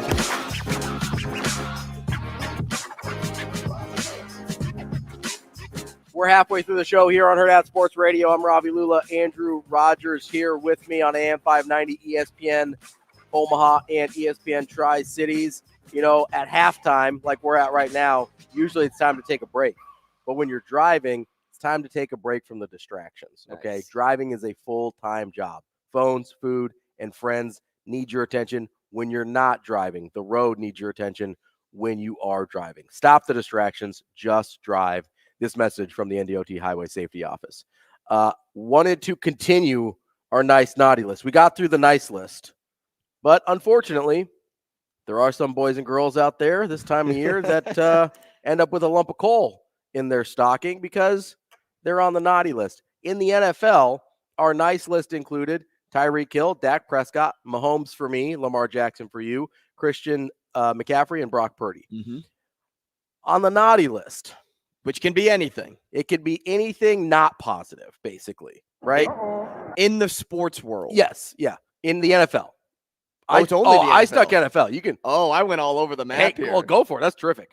I'll think about this too for the NFL. So I did NFL exclusively here. And you know, when I was texting you last night, I wondered if you meant that. And I thought, well, he said anything. So I guess I I'm thought gonna you go meant with anything in the NFL. That's fine. It's fine. We'll be all right. So my number 5, and I know they're on a little bit of an upswing right now, but the Buffalo Bills. That's why they're 5 instead of higher on this list, because they have started to play a little bit better. But they're still on the outside looking in of the playoff situation. They're in 9th because of tiebreakers. Only the top 7 will make that playoff picture for the AFC. They're starting to look a little bit better, but this is a team that we believed, at least most people did, that had real Super Bowl aspirations. They've got the guy at quarterback, or they feel like they've got the guy at quarterback. They've got a really good roster. This is a team that's been neck and neck with Kansas City the last few years. They have been, we're talking, 13 seconds away from a Super Bowl a couple years ago. This has been one of the best teams in the league, and they have been flat out disappointing. As I said, they've still got work to do just to get into the playoffs this year. Missing the playoffs, if you're the Bills this year, is an abject disaster. Just a total failure when you've got this type of roster, and this is the type of team you're putting together. Buffalo Bills, for me, have to make the naughty list. Well, so I actually do have an NFL member on this list. And you know what? As I'm thinking about more NFL, just things pop into my head, I'm going to start with Josh McDaniels for shade. Josh McDaniels makes his way to the naughty list. Okay. He's run his course as a head coach I think everywhere. Everywhere. Yeah, forever. Because he had his chance with the Broncos and blew it. Yep. Yes, he did. Then he went to the Patriots and kind of had some sort of revival period, but thanks to Tom Brady, a lot of that credit goes to him and not so much Josh McDaniels, because it's the same conversation as you talk about with Belichick. Was it Belichick or was it Brady? No one ever says, was it Josh McDaniels? And so Josh McDaniels goes over to the Raiders. I get a lot of, was it Charlie Weiss, though? You gotta... and Josh McDaniels has just proven that he's not meant to be anything more than a coordinator. Yeah. That's it. He makes the naughty list because he completely and utterly tanked the Raiders as head coach. He's been unable to do anything with one of the best wide receivers in the league. He's got one of the best running backs, too. The guy that led the league in rushing last year still has yet to be able to do anything with him. You have a decent defense. I won't say they have a fantastic defense, but you have a decent defense. It's just nothing is working. And a lot of that is because the game plan was so bad. Yeah, McDaniels isn't that guy. And listen, there's a lot of guys that are good coordinators that don't make good head coaches. It's not the worst indictment you can make of someone in the world, but the fact that people keep giving him opportunities, I think he's definitely a worthy inclusion on the naughty list. Raiders have done that several times. Continue with your list. It's what they do. They love. I feel like Arthur Smith could be on this list too. They love retreading bad coaches. But he's still employed. Speaking of people that are still employed but don't do much, Deshaun Watson made number 4 on my list. It's a good one. Remember him? Yeah, me either. He makes a lot of money. The Browns gave up. Not just does he make a lot of money, guaranteed, by the way. Good call, Cleveland. They gave up a king's ransom just for the right to give him a bunch of money to not play football. This dude has been barely able to play. He had some mystery injury for most of this year where he's like, I'm just not ready, guys. And then all of a sudden he's out for the season. Hasn't been able to play because of suspension and injury and just being an overall kind of bad dude. And when he has played, guess what? He hasn't been any good. So having him out there hasn't actually been helpful, even when he has been out there. This has been a total loss for the Browns. This has been, I think a stunning indictment of Deshaun Watson as a player and as a person over the last couple years. And guess what? Who's going to lead the Browns back to the playoffs? Freaking Joe Flacco, right? If Joe Flacco, who could not get a job in this league for I think like a year, all of a sudden, he's going to lead him back to the playoffs. Deshaun Watson, a most worthy inclusion on the naughty list. Number 4, Derek Carr. Okay. Another Raider connection for my boy Shane over there, but now in New Orleans. Look, freaking bats. They paid to get Derek Carr in the offseason. Derek Carr was supposed to be the answer for the Saints, and the Saints are behind Baker Mayfield's Buccaneers right now in the NFL standings. And honestly, the Saints should be on the naughty list as well for thinking that Derek Carr was the answer. But go ahead. Yeah, maybe so. But sadly for Chris Olave, Carr on the season averages 1.1 passing touchdowns a game. That's not very good. Andy Dalton averaged 1.3 last year. Okay. In terms of big throw rate, Yeah. Derek Carr is 3.3%. Andy Dalton, 4.4%. So okay. who's better in this situation? Sounds like Andy Dalton. Not by a lot. For what you paid Derek Carr, for what you invested, he's been nothing more than a disappointment. And who knows if the Saints even see him back in 2024. Yeah, that is definitely a good point there on Derek Carr. Number 3 for me, it's the Los Angeles Chargers. All right. I mean, they have gone all in on their roster. They have they've gotten free agents. They've gotten big names. They think they've got their guy at quarterback. They think he's a dude. And guess what? They're total crap. They've always been total crap. Justin Herbert doesn't win games. He just doesn't. I know that he's like physically awesome and he puts up good numbers, and maybe you want to blame it on Brandon Staley and whatever. Great. The dude hasn't won games his whole life. That's just what he's been. The Los Angeles Chargers, some people thought they might be a sleeper. Some people thought they might be able to take out the Chiefs. A vulnerable Chiefs, by the way, in the AFC West. They've been nothing. They are nothing. Enormous disappointment. Naughty list for the Chargers. On top of the point on the Chargers, I'm going to take it one step further. Do it. And put Brandon Staley on this list. Absolutely. Brandon Staley, I thought should have been fired in week 2. I thought he should have been fired like a year ago. And I still am not sure why they moved on from Anthony Lynn. Yeah. Like, I thought he was a good coach. And then they said, no, we're going to bring in this guy named Brandon Staley. He's going to try to revamp this offense, try to get things actually moving with Justin Herbert at the quarterback spot. And, you know, he's been more involved in saying like negative things in the media or like focusing too much time in the media than he was on his team this season. Or do you remember like it was like week 5 and somebody kept asking about the defense and Staley just had enough. He was fed up and it's like, I'm taking over. I'm taking over the defense. This is going to be me and I'm taking over this defense. And then they allowed 63 points to Shane's Las Vegas Raiders as they make another connection into the naughty list for 63 or so points that week. And that was finally finally what the Chargers had to tell themselves to say, hey, this is it. This is it with Staley. This is him falling off the cliff. No, this happened all the way back in week 2, guys. He didn't have things figured out in the offseason. No. He didn't have things figured out at the beginning of this season. He's never had it figured out. And he will never have it figured out in the offseason for himself now, because I don't know if he can decide if he should go to Cancun right now or if he should spend Christmas in LA. Never, ever, ever, ever, ever, ever, ever, ever, ever, ever, never. The answer is always Cancun. Number 2 on my list. We got about 45 seconds. We got to get through 2 here. Do it. Real easy one. All the Chiefs wide receivers. Tony. That's it. Just all the that Chiefs wide. Yes, just all the Chiefs wide receivers. MVS. Super easy one. Terrible. Just awful. Mm-hmm. I'll ride that point for number 2 because I had Kadarius Toney on the mind. Number 1, kind of a hot take here, I think. Joe Burrow.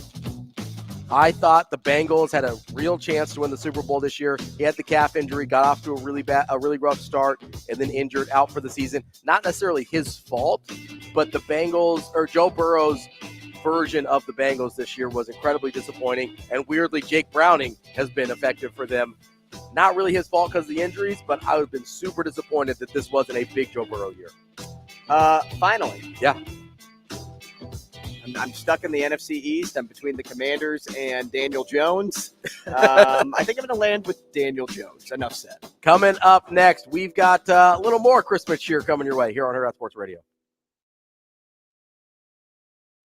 We will be back.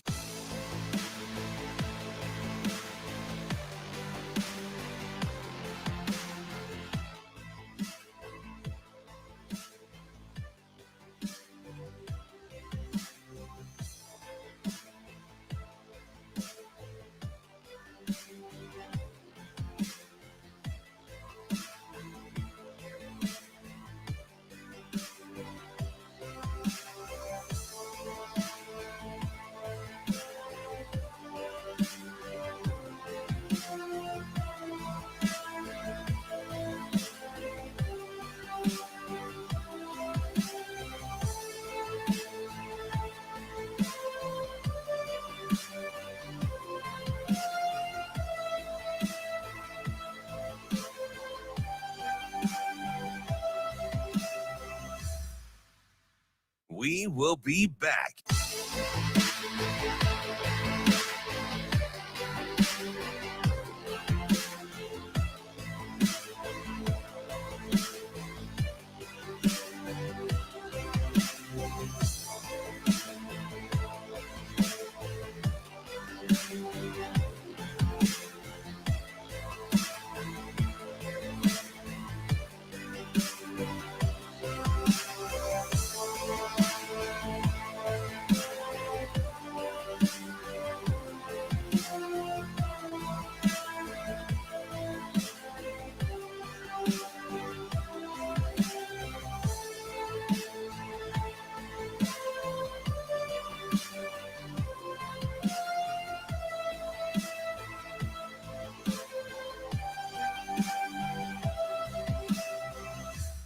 We will be back.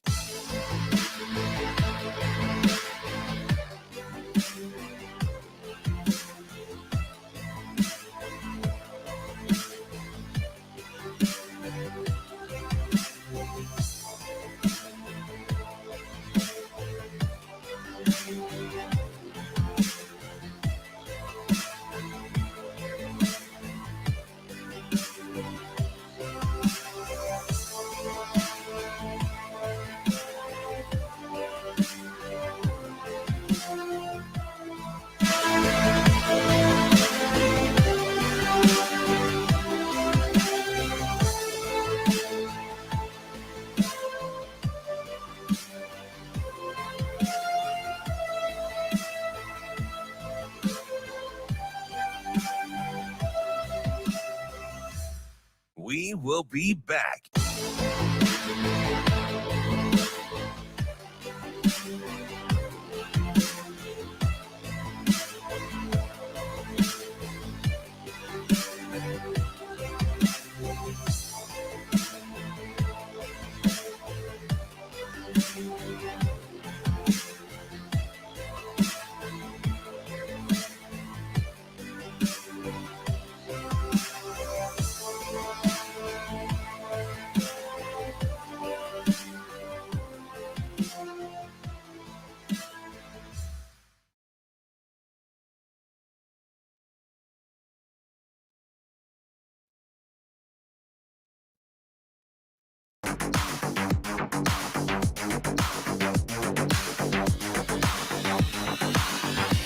You're listening to Hurrdat Sports Radio.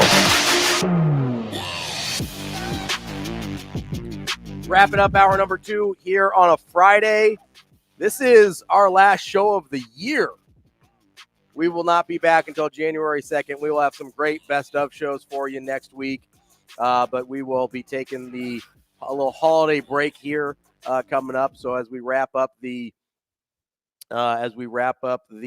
week and the year here on Hurrdat Sports Radio, we want to play a little Christmas game for you. And if it's a game, it's brought to you by our friends over at Dingman's. They love fun and games, but when they're taking care of your vehicle, they are nothing but serious. They have been family owned and operated in Omaha for over 25 years. They've got 4 great metro area locations, voted first place best of Omaha for 18 years running because they take their work seriously. They invest in the latest technology to stay up to date with an ever-changing industry. It means they can work on anything from Fords to Teslas, and they also take their community very seriously, and they give back with every car repaired. Go to dingmans.com for more information on their services and on their give back program. I wonder if that tire squeal that Shane plays during that read ever scares drivers as they're in the car. Yeah, because the more I think about it, like the more I remember the accident that I got in on my way to the show that one morning when I heard tires squealing. Like it could have either been Shane playing the drop, or it actually could be on the road. Like I kind of wonder if people like drive in fear a little bit when they listen to the Dingman's game because of that squeal. Yeah, Shane, maybe no more squeal. Maybe we lay off. Can you imagine like driving and then all you hear is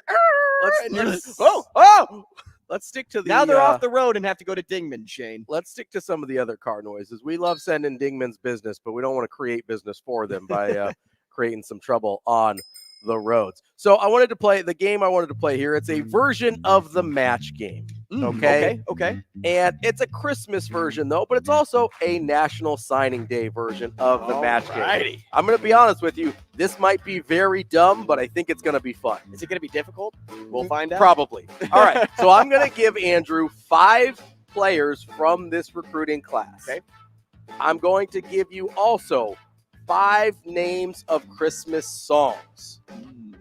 I need you to match the player with the song based on how you think they fit into this recruiting class. So is this subjective, though, to you and your Yes. like top 5 Christmas songs? Let's just call them what it is. It may not be your literal top Right. 5, but it's all what you think is a good Christmas Well, song, so right? I picked Christmas songs based on how I thought they fit the players, not how I felt about the Christmas song. Okay. I'm back. All right. So here are the players. Hit me with them. You're going to write them down so you have them on the list. Dylan Raiola. Okay. All I Want for Christmas Is You. Okay. Caleb Benning. Oh, wait, no. I got to put CD because I can't type Caleb and know who that is. Grant Bricks. Okay. Carter Nelson. Okay. And Preston Tamua. I'm so happy you did Preston because I already know the song. I hope you're Meli Kalikimaka. I already know the song because when you talked about this yesterday, I'm like, man, there's one player from Hawaii, and if Ravi doesn't do Meli Kalikimaka, I may blow a gasket. This is awesome. All right, continue. So I'm ready. here, those are the 5 players. Here are the 5 songs. Wonderful Christmas Time by Paul McCartney. Whoa, okay, hold on. I got to write that one down. Simply having okay. a wonderful Christmas time. Thank you. There you go. Yeah. Little Drummer Boy.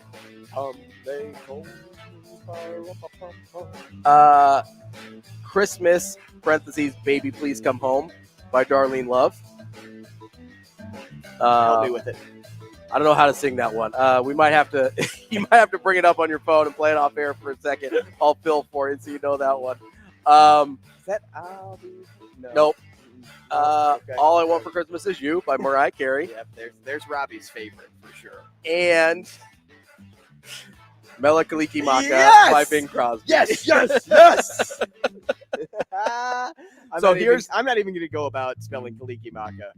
Yeah, I had I'm to. sure I can spell it. I had to or, look it sound up. it out, but I know Meli. Do you want to take a second to listen to the song you don't know? I can. No, fill you know what? I'm going to gamble. Okay. I'm going to gamble because I know Taumua is Meli Kalikimaka. You are correct. And it's only because it's from Hawaii. It's a little on the nose, but it's So that the player from Hawaii, Preston Tamua, gets the Hawaiian Christmas song. I'm so happy you did that. Like, great minds think alike. Like people out there, like this is a dream type of moment. I had this moment last night where I'm putting the list together, and I'm like, okay, because I had those 4 guys. I was trying to come up with the 5th guy. And then I'm looking down the commit list, and I go, isn't there a Hawaiian Christmas song? And I turn to my wife, I go, what's the Hawaiian Christmas song? She just starts singing it because she loves Bing Crosby. It's like the white Christmas thing, the whole thing. Loves Bing Crosby. And as a military kid, she went to Hawaii all the time when they were moving back from Japan back to the U.S. So she loves Hawaii, loves Bing Crosby. I was like, I know she knows this song. So, yes, Preston Tamua, Meli Kalikimaka by Bing Crosby. That is the match. So you said, is it Michael Bublé's Baby Please Come Home Christmas? Is it No. the same song? It's same song. It was originally sung by Darlene. Okay, I'm going to look at the lyrics then. Because Yeah. that's probably... I did go on lyrics pretty heavy here. Okay. So Dylan Raiola, Caleb Benning, Grant Bricks, and Carter Nelson are the ones you have left. Oh, I know this. They're singing Deck the Halls. Yes, yeah. Okay. Yeah, But it's not like Christmas at all. Yeah, I got Yes. it. Absolutely. That is the one. So those are the 4 players you have left. Those are the 4 songs you have left. Are you leaning one direction here? No, because they're not a band. Oh, you're right. Are you leaning a certain direction here? I'm thinking All I Want for Christmas Is You is Dylan Raiola because not just because it's a top tier Christmas song and whenever you hear it, people sing it, but it kind of fits the mold of Dylan Raiola that all you really want this year is Dylan Raiola. You nailed it. Nice. All right. You got 2 of them right before I was done with the list. Before I was done saying the list. Because as soon as I said Dylan Raiola, you go, all I want for Christmas is you. And I was like, dang it. And then you got to Preston, and I freaked out. Yes. And I was like, gosh, dang. I mean, which is good. You're crushing the game. Proud of you. But also, dang it, you're ruining the game. All right, so we're 2 down. Dylan Raiola, All I Want for Christmas Is You. Preston Talmua. Okay, so this Mele one, Kaliki Maka by Bing Crosby. this one may be a stretch, but I'm going to try it. Okay. I'm going to go with the little drummer boy here. Okay. And I'm going to say Caleb Benning. Okay. And the reason I have it as Caleb is because when you think of like the literal sense of little drummer boy, it's the one that is kind of like forgotten about. Like when you think of somebody A little under the radar. Yeah, something like that. Like I'm trying to use like the little drummer boy in a literal sense. And now I'm going to try to think of the song. I mean, that's not what I picked. Okay. I kind of get what you're saying here. So here's. Don't tell me though. Don't tell me who you have little drummer Okay. boy at. Let me choose between Bricks and Nelson. Okay. Focus on Maybe Small Town. No. Focus on the lyrics here. Of Little Drummer Boy. Yes, this is it's a lot about the no, I'm just kidding. No, it's the actual words. That's what I went off of here for Little Drummer Boy, for who I picked here. And this one's probably the biggest stretch, if I'm being honest with you. So, like, I'm looking at the lyrics, right? And I know, like, I have no gift to bring. So you're too far. Like the first 3 lines. Come, they told me, pa-rum-pa-pum-pum. Okay. A newborn king to see, pa-rum-pa-pum-pum. Okay. That's it? Who's the king of the recruiting class? No. In-state? No. Separate. Somebody you already named. The king of the recruiting class, Dylan Raiola. Right? Who is there to serve Dylan Raiola? Wow. Big stretch. Both of them are. Bricks and Nelson. They both got to serve him. Where are you leaning? All right, I'm going to go with Grant Bricks. It is Grant Bricks. Okay. It is Grant Bricks. Yeah, I told you. This one was the biggest stretch. Listen, it's not a perfect analogy. I told you this is a really dumb game, all right? We did go 2 for 2 easy early, though, so yeah, those were slam dunks. Give me a little leeway here. All right, so we got Caleb Benning and Carter Nelson left. We got Christmas, Baby Please Come Home for Caleb Benning, or for the list, and we've got Wonderful Christmas Time. Wonderful Christmas Time. All right, I'm gonna look at those lyrics one more time because you were singing them, and I'm like, all right, I gotta. And I'm gonna go off the beginning because that seems like what Ravi's been going with. So I mean, honestly, for Baby Please Come Home, you could probably. This could apply to both. Only comes this time of year. But having wonderful Christmas time. And okay. And Christmas, Baby Please Come Home. Honestly, this one's a lot off the title. Christmas, I'm watching it fall. Andrew just doing his little own caroling over here. Baby, please come home. That's probably what you're focusing on. It is what I'm focusing on. Carter Nelson was easier than Caleb Benning. I'm going to say this is Caleb Benning. Nailed it. Yeah, baby. Andy's a legacy, right? So, it's home. Okay, Caleb Benning. Okay, that makes a lot of sense. More than my little drummer boy analogy. Yes. Yeah, I'll be honest. I had a hard time with Little Drummer Boy and Grant Briggs and finding a song for him, but I feel like Baby Please Come Home makes a ton of sense for Caleb Benning. And it makes sense, too, for Carter Nelson here because, it's just wonderful to have him at the university. And to beat, it's a wonderful Christmas time to beat out Georgia and Notre Dame for a high-level recruit. And yeah, I feel like we could have come up with a better song for Grant Briggs. Probably, man. I was 4 out of 5. That's not bad. Carter Nelson's going to be having a wonderful time getting thrown the ball by Dylan Raiola. So there we go. That is our list of Husker recruits as Christmas songs because I'm an idiot. And I was like, this might be fun. I'm a big fan. I thought it was fun. Frankly, you did very well of hopping inside my brain and trying to figure out what wires are crossed in there. I try to think. I try to go the distance, man. You did really well. 4 out of 5. And the 5th one, like I said, was by far the biggest stretch. So well done on that one. That is our Dingman's Collision Center Friday game. Coming up next, we're going to talk to our guy, Mike Sautter from Hurrdat Sports, get caught up on the basketball scene in the state here on Hurrdat Sports Radio.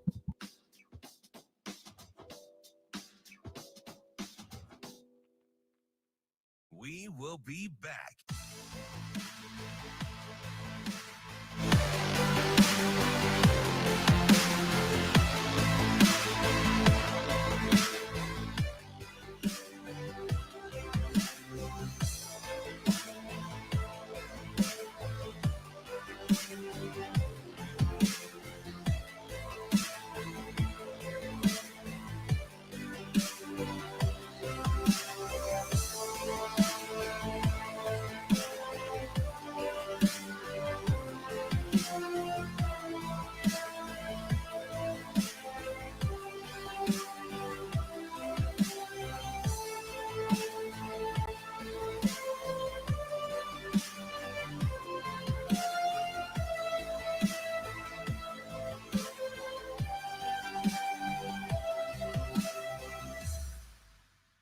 We will be back.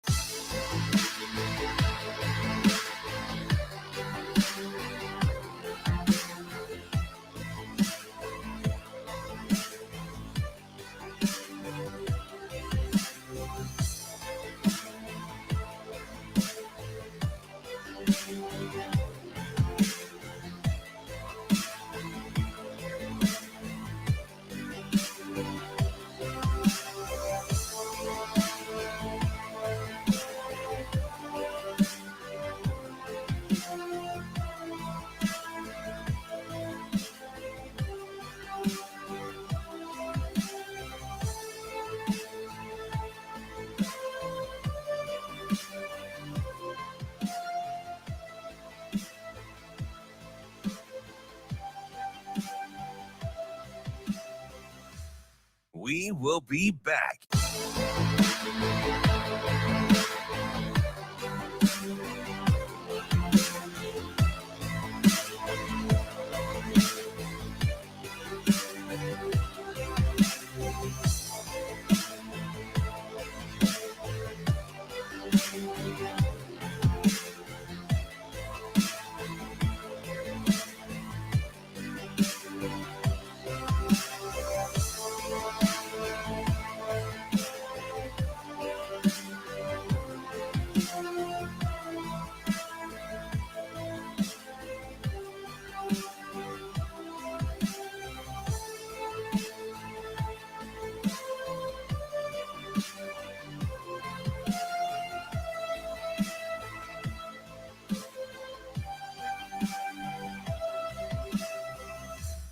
We will be back.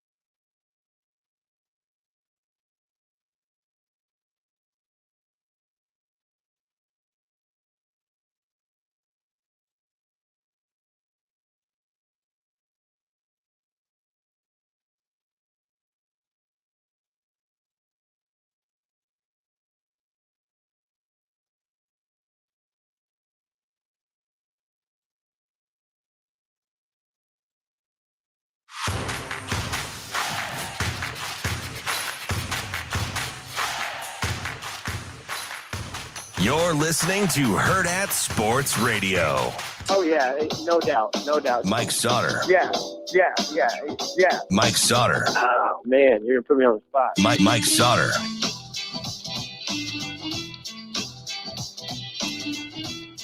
Kicking off hour number 3 here on Hurrdat Sports Radio on AM 590 ESPN Omaha, ESPN Tri-Cities. We are also on KFOR in Lincoln for this hour number 3, and we are brought to you by Dyer Law. If you've been hurt in a personal injury accident, you can count on the Dyer Law team to provide you with a helping hand when you need it, no matter what you're dealing with. Call the Dyer Law team at 402-393-7529 or visit dyer.law to chat with trusted professionals about your personal injury claim. That's DYER.law. Joining us now is our friend Mike Sautter of Hurrdat Sports, covering all high school. He's covering college basketball as well. Sautter, how are you this morning? Can't hear myself, but I'm doing great. What's up, man? I don't even know if you can hear me. I can hear you. There, now I can hear you. Okay, yeah, there we go. Yeah, The wrong knob was popped. All right. You got to be What'd you careful. say? You got to be careful with those. What'd you say? Yeah, you heard me. Yep. There you All go. the Is way that back better? down. I have the power. Is that better? We good? What'd We you good? say about? What are you up to today? What Mike, am I up to It sounds today? like you're a little busy I'm today. gonna have a day. You were busy last night, Today's too. a day. What did I do yesterday? What are we Del West. talking here? Today is this here, sitting here at the beautiful Hurrdat Sports Bar Arena. I'm gonna call this the arena. This is I the don't venue. think that's Venue. what Phil wants you to call it. Oh, The H&H feels like Chevrolet. an the H&H Chevrolet stage in the Hurrdat Sports Arena. We Venue. could make it an arena, though, with Yeah. Shane doing push-ups. Remember that day? Yeah. Yeah, that one should be make the best of. Yeah, you know what? That should, Shane. Go back and grab that morning dump. yeah. From It was from way Yeah. back when. It was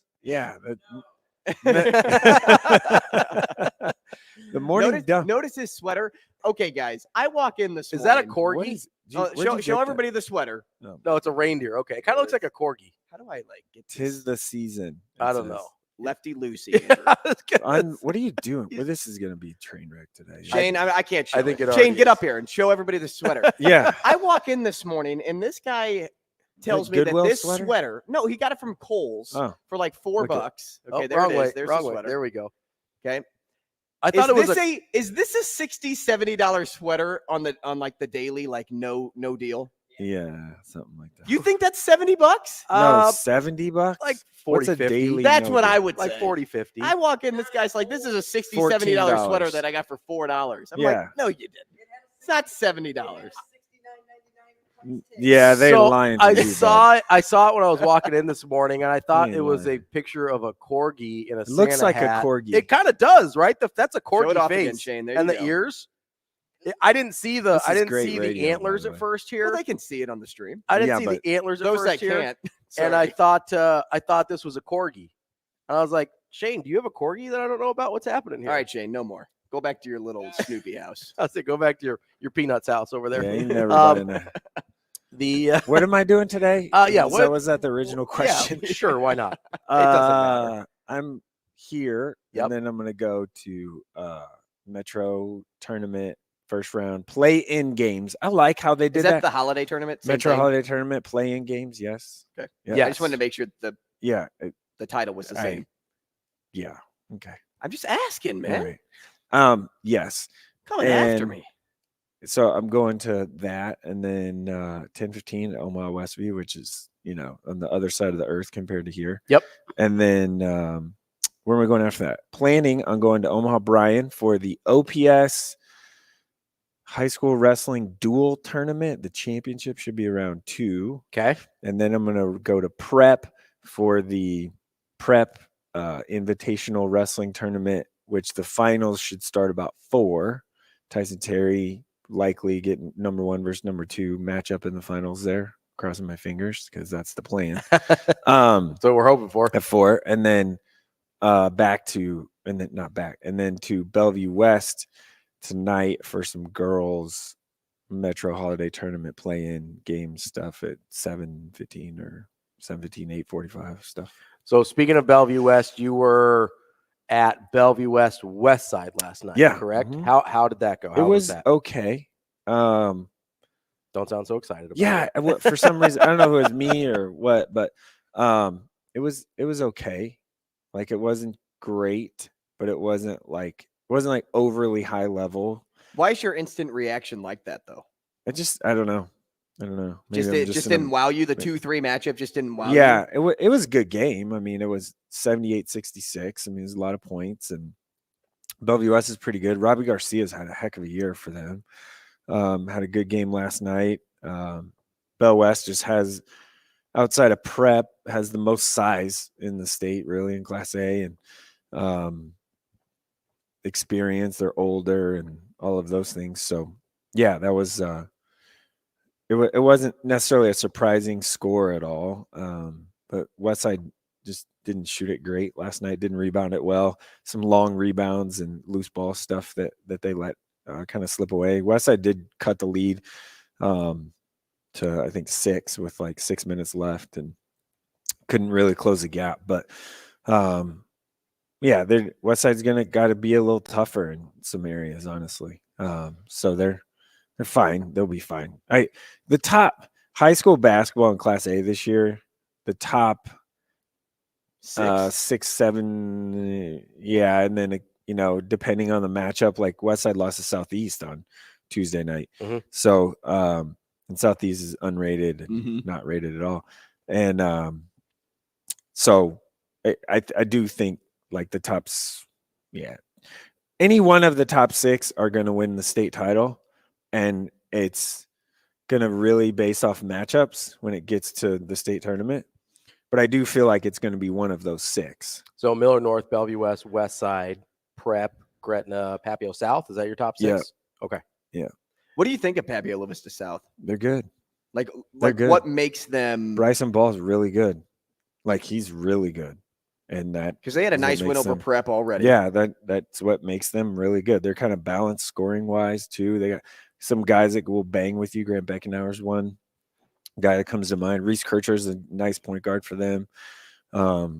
Wes Frost can hit some shots like from 3, and but if Bryson Ball is the one guy you got to stop, and everybody knows it, and no one has so far. So he's really good. I mean, yeah, if he just watch out, like he's just a junior.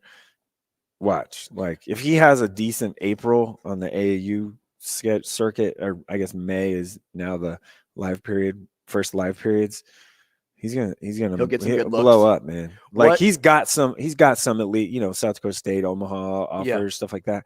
Just that people know, like the 2 power conference schools in this state, in Nebraska, they know, like they're very aware of who he is, and they're just waiting to kind of see if he can maybe grow a little, like couple inches or something, or they're waiting their turn, I guess. So, yeah. So what's his? So he projects right now to kind of a 3 mid-major. Yeah, I think he's I think he's at least good enough for like a Colorado State type. Okay, so maybe that Colorado State is a top 25 team this year. So right, but like a Mountain West type team, not necessarily. Like probably. And if a Summit League team gets him, then that's a big get for them. Him. Yeah. But if he has a really big May, he's like 6'5", 6. I mean, he's 5, 6'4", 5. I feel comfortable about that. So to project to a power 5, he needs about like an inch or 2. Okay, and then gain some weight stuff. He's a hard worker. Obviously, the bloodline's tremendous. So, Bryson's really good, man. Like he's a great like human being, which helps obviously. Like a great one. So he's got a real legit chance. I knew he had a chance when he scored 22 of his team high 27 against New World in the Adidas Summer Championships quarterfinal game. And New World's a bunch of dudes that like from DC that can guard you like in your stuff. And he was killing. That was like, yep, bang. He's one of those dudes. Yeah. Mm-hmm. So one of the other dudes in Nebraska high school basketball this year, Amari Bynum, he's outside. That Brian is outside of that group that you were talking about. Is there their guard play needs to get a lot better? So there's no chance that a guy like him could just like dominate a state tournament and kind of come out of nowhere. Yeah, it'd be hard because he's not a guard. He doesn't have the ball in his hands every time. But clearly the best player in the state. He's clearly the most talented player in the state without in any class. It doesn't matter. Right. Like he's the most talented God-given but positionally would make it hard for him to kind of take over. It'd be hard.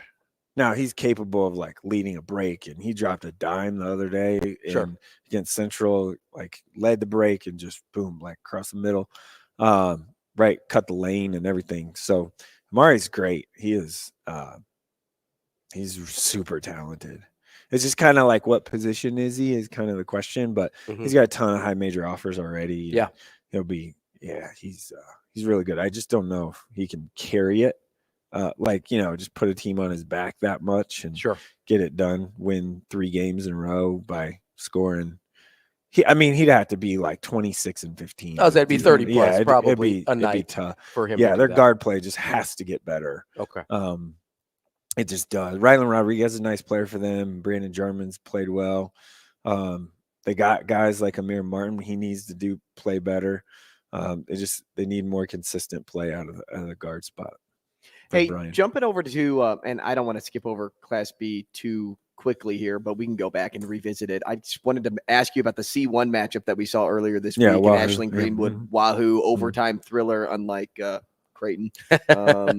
What did you what do you kind of make of those two teams early on? Like, what are your maybe early season takeaways of both of those? Yeah, two teams? They're both extremely well coached. They have great coaches. Wahoo, Coach Sheaf's been there forever and won state titles and stuff. And Coach Moses has done a great job at Ashland Greenwood. They returned defending state title, I think, right? Yeah, they won, or 2 years ago they won it. Maybe last year too. I think back to back in C1. And the roster has had some turnover too, but a guy to look out for them is a younger guy. Dane Jacobson, obviously, he was their quarterback. He's going to Concordia to play basketball. That's Cale Jacobson's brother. But he is like the leader. Drake Zimmerman's kind of the bulldog, tough guy, football player that's playing basketball. But a guy to keep an eye on going like down the road as his high school career progresses is Derek Tonjes. He had a great night the other night. He's got some size, 6'5"-ish.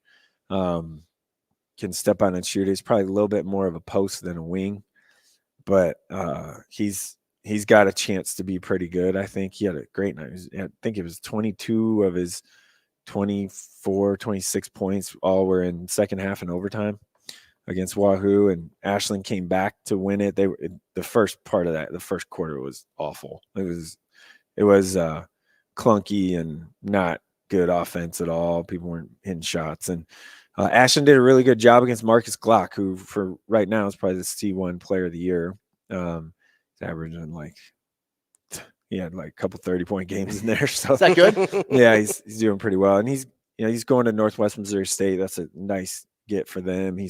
Marcus has gotten a little more athletic over the summer and bouncy and stuff. And another, great kid, good bloodline. Dad played in Nebraska, all that stuff. So that game was, people after the game were like, that was a good game. It was a competitive game. There's a difference between good and competitive, right? So another game where first time I'd been to a game without a shot clock in a while. And I was like, oh yeah, this is what it feels like. I remember this. This is what the 46-42 game feels like. Yeah, not quite as ball skipping, not moving as fast type of stuff. So it was a little more meat grinder defensive efforts. Okay, so going back to Class B now, and I wanted to start at the top, but I think I'm going to ask this question instead because you mentioned roster turnover in your previous answer. You look at the team close to the bottom of the rankings in Platteview, Connor Milliken lists. Connor Milliken less. Did I say that right? Less. Less. Yeah. Without this season, but going from they're playing fine. Yeah, going from not rated to back in the rankings is good for Platteview. Yeah, Platteview has a lot of size. The guard play needs to get better, but they do have a lot of size. So Zebert's a guy. Obviously, we talked about him, football stuff last week or 2 weeks ago. Can't remember. But he's playing and he's an athlete, and they have some big guys like that are fine. But B's going to be one of 4 teams. It's going to be Crete, Norris, Scott, and Elkhorn. Elkhorn's pretty good. Speaking of size, Peterson in the middle for them, shot blocker and rim protector guy for them. So the EMC conference tournament starts today and then finishes next weekend after the break. 5-day moratorium starts tomorrow. So the EMC tournament in B will be pretty good. It's going to be uber competitive. think Elkhorn North plays somebody tonight at 5:30. I thought about going to that. 5:15. You're gonna try to fit that into your busy schedule. 4:15, 5:15, something like that. So, and Elkhorn North's a young team, but they've got a couple of nice wins. Beat a Hastings squad that was playing pretty well. So, yeah. Wanted to switch gears here and move to college basketball. I know you were out at Nebraska and North Dakota on Wednesday. Yes, I was. What a scare that was. That was Ooh-wee. a very dicey game for Nebraska. Obviously down 10 at half, down 14 at one point. First, let's spin this positive. What did you like about what they were able to show in coming back and being able to come back? Okay, first of all, they absolutely lose that game any other year, any other team. Yes, besides this year. Thank goodness. There's been a couple of those this year, right? I think this game for sure they're losing. But like the game before Christmas, I mean, remember? Yeah. Like Samford Okay, and, sure. Yeah. You know, like this was the one that change. Yeah, this was the one that they lost, and CJ even said it after the game. Like CJ Wilcher did. He said, "This is a game. Like these are games we've lost."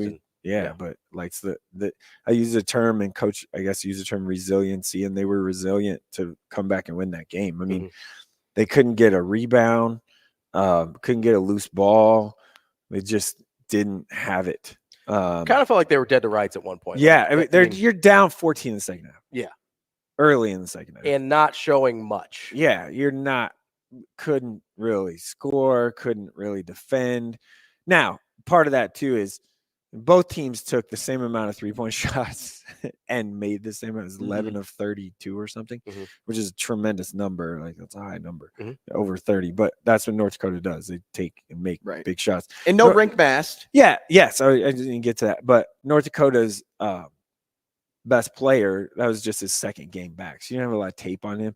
And he's older. He's transferred back to two-time transfer guy. And he played really well. So they didn't have a lot on him. But Rink is I wrote this in my takeaways from the game, which you can find on hurrdatsports.com, I think, /Hail Varsity. So I wrote it again. He is absolutely the key for this team.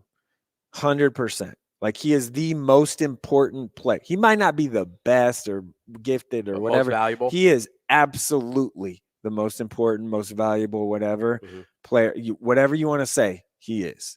Like, I don't think they can win in the Big Ten without him. It's going to be a big time struggle. It's a tough hill to climb. Big time struggle. His presence alone, and frankly, even they got Nebraska out offensive rebound by like 8, 10, something, whatever it was, against North Dakota. And a lot of that was long misses or long shots, long rebounds. But he would at least be able to tip them to himself or something, like around the rim. They just didn't have that. And he totally would have changed the game. Just his presence alone. You get him the ball in a post, he does that little baby hook and jump hook thing he does. Defensively, yeah. He's a lot quicker than he probably he'd be fine. He's a banger. Like there's a lot of those things, and Nebraska missed some. Just layups at the rim. It was not good. So, he's so important for them, and hopefully they're hoping he only misses these 2 games. Because frankly, they can beat South Carolina State with, You would hope so. That would not be, that would be disastrous. I think it's the that would word. be awful. But look at it, 10-2 for the first time since 2018. December 22nd, 2018 was the last time they were 10-2. Hey, it's December 22nd today. Yeah, I know. It's weird. Weird how that happens. So if I were to have told you before the season started that this team would be 10-2, would you 10-2 before Christmas? Yeah, 10-2 before Christmas. Would you have said exactly what I expected? Would you have said, can't believe it actually happened or went to plan, or I didn't think they had it in them? I would say it is a tick better than what I expected. I think you looked at the 3 non-con games, Creighton, K-State, Oregon State, and you're like, okay, they should beat Oregon State. They're bad. Yeah. But at K-State. That one, it's not the same K-State team, obviously. No, but Power 5 road even, game. Yeah, even before the game. Holding them to 12 points is pretty fire. Yeah, in a tough environment. In one you half, know, I should say. like tough environment and all that. You before the season, you chalk that up as like, okay, like if they can get out of there with that one. The one loss, the Minnesota loss, is just like that's gonna haunt them. Mhm. Like not haunt them, but I will say this. As well it should. I think it made them better. I really do. Well, and I agree with that because when Ravi and I reacted to that game and it was after Michigan State's win too, it almost seemed backwards how they should have lost that game and won against Minnesota. But because of that, I kind of agree. I think they your learned head's a going lot there. about themselves and kind of what they need to do. And I think the Minnesota game helped them beat North Dakota. Yeah, fair. Like I really do. So that's the one that's like, ugh. Take the good with the bad. Like to have that one back. Like winning a Big Ten or conference road game is really hard to do, and no matter the conference you're in. And at Minnesota, they had one, the most gettable of those. They had one. Yeah, and they let it get away. So, I mean, shoot, they would have been 11-1 right now. That'd be really good. That'd have been a lot higher than you expected, not just a tick. When Nebraska comes back, they play. They after South Carolina State, it gets a little, Indiana, winnable game. If Rink plays, for sure, winnable game. But like Indiana's not great, right? Especially on the road, right?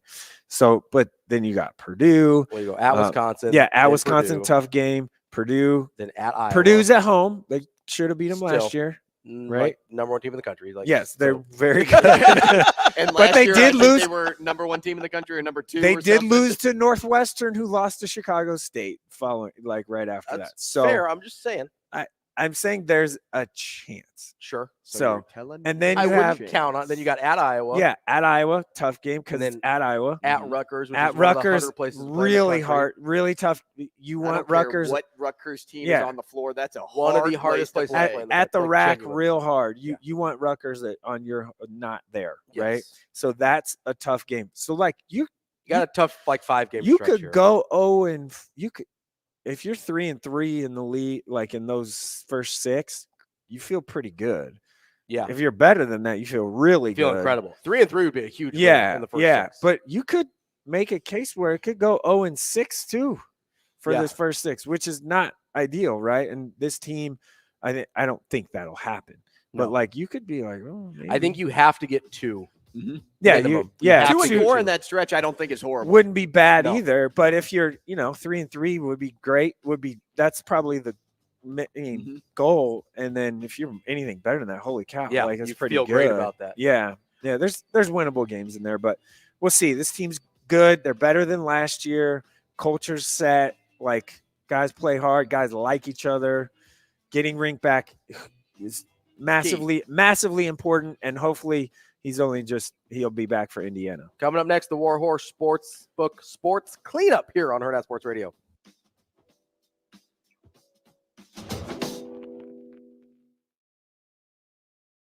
We will be back.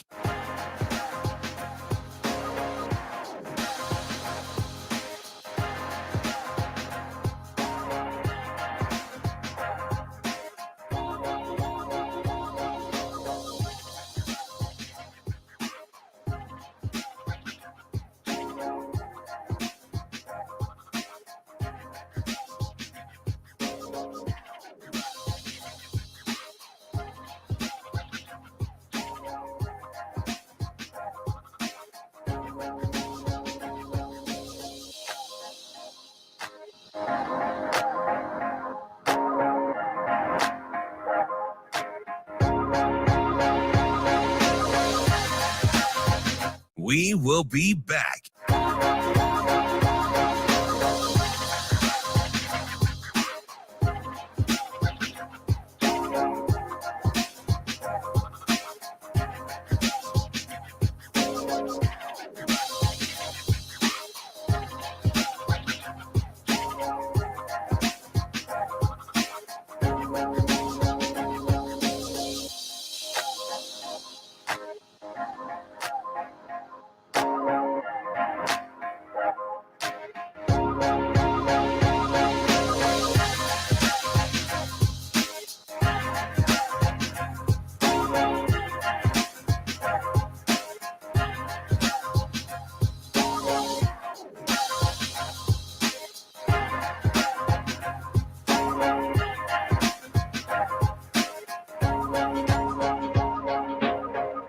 We will be back.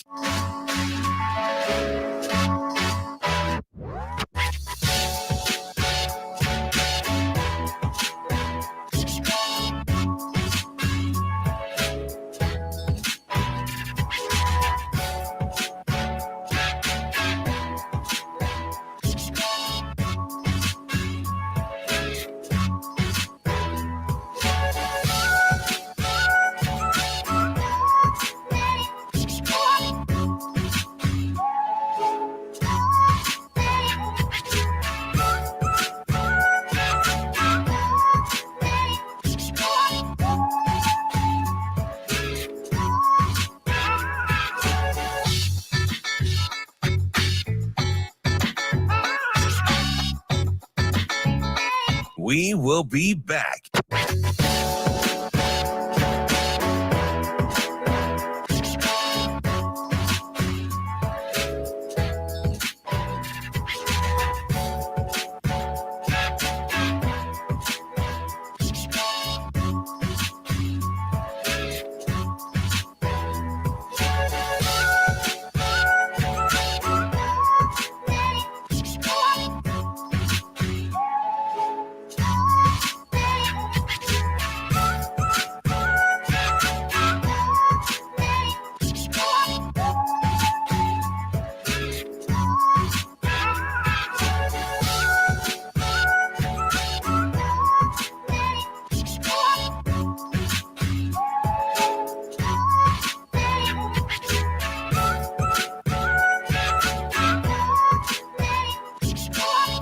We will be back.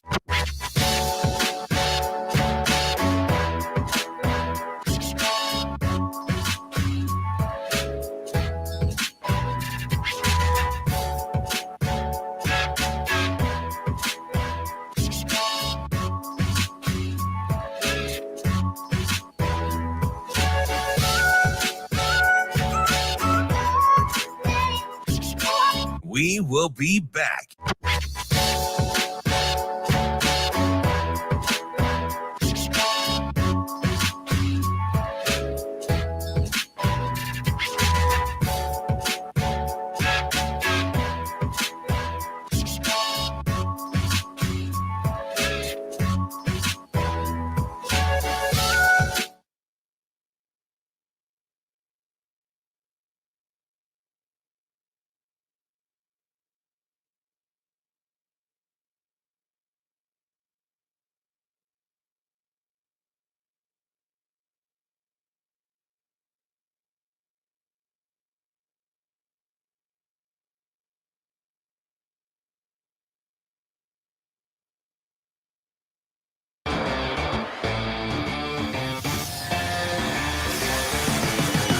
You're listening to Hurrdat Sports Radio.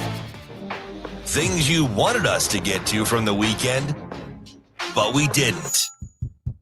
Cleanup on aisle 6. It's the sports cleanup. It's time for the Warhorse Sportsbook Sports Cleanup. Warhorse Sportsbook, no bets, no glory. Tons of stuff happening, not just today, but also throughout the week that we weren't quite able to get to. The thing that I want to get to first is Florida State exploring leaving the ACC. Obviously, they're still upset about the being excluded from the college football playoff, and rightfully so. So they've started to explore options. They feel it's the ACC's fault, A, for not providing a competitive enough environment, B, for not campaigning for FSU the way the SEC campaigned for Alabama, and C, because according to Florida State, they are falling $30 million a year behind the SEC teams every single year. So they have started looking into the possibility of leaving. Now, the ACC has this grant of rights deal that has been the bane of Florida State and Clemson's and a bunch of these teams' existence, because it's not just Florida State. If you remember over the summer, there were 7 teams. When did they sign that deal? Was it 2020? Was it 2020? No, this was a long time ago. It was a 20-year deal. They signed it in like 2016. Okay. Okay. And they extended it. It was extended in 2016. And this should be a learning lesson too for every college football program, not just college sports program. We'll just say college out there because it's not really the sports program. It's just every college out there.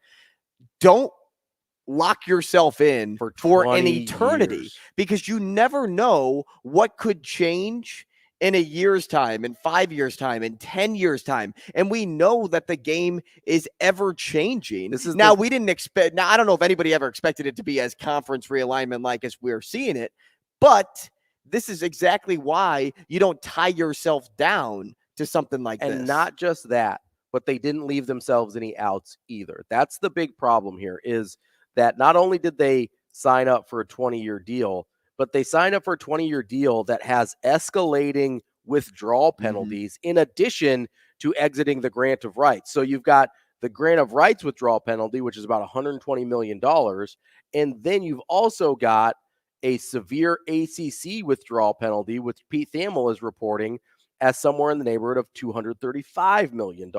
So you're talking about at least $350 million to get out of the ACC, which is not a feasible sum. Now, Florida State's telling people that the sum is actually closer to $500 million with some of the other fees that would be tacked on there. But that's the lesson here. It's not, I mean, yes, you want to not tie yourself down for 20 years. But if you do, you have to give yourself options to get out, because this is the Scottie Pippen problem, right? He signed that long deal with the Chicago Bulls because he wanted security over. Yeah, sometimes it's nice to feel like you have, you're going to get paid. You're a plan for a long time, right? With all the conference realignment, I think the ACC took advantage of some teams that were uncomfortable. I don't know why Florida State agreed to it. That's what I can't figure out, because the ACC was fine at that time, right? Because Florida State's coming off a recent BCS national championship. You have Clemson that was winning national titles around that time too. So the ACC was doing fine, which is easy for you to be like, oh, okay, we're a booming conference. Sure. Let's stick around for a while. But the problem with that idea is if you don't leave yourself any wiggle room to be in some sort of control and you just give your life over to your conference, now you have to suffer through it. And so it's unfortunate to Florida State. It's unfortunate to Clemson. It's unfortunate to UNC, but it's going to be ridiculously difficult to get out. And you just have to be okay with that now. They're going to have, they basically only have one option, and that's to sue them for some sort of either negligence or whatever. And here's the only thing I can think of is, so part of the reason you need to give yourself an out is because you can't count on your conference to guarantee that they will continue to negotiate the best deals. That's where this fell apart. The SEC and Big Ten got way better deals than the ACC did, even though you can make an argument with the inventory you're talking about in terms of high quality teams. You've got some blue bloods in there. You've got some currently relevant teams in there, and you've got some teams that when or if they get back up, like Miami, are really big brands. The ACC did a bad job renegotiating, and now they've fallen behind. You can't leave yourself in the position where you're at the mercy of a conference commissioner to negotiate the right deal. That, I think, is their only out, is they may be able to sue the ACC for basically either like negligence or malpractice of, okay, the SEC got this, the Big Ten got this, why did you only get this? That's malfeasance, malpractice, whatever you want to call it. That's their only chances. They're going to have to sue to get out of this thing. But court's not going to be any cheaper. It may not be cheaper, but man, you're talking about 20 more. So if you just do the math here, right?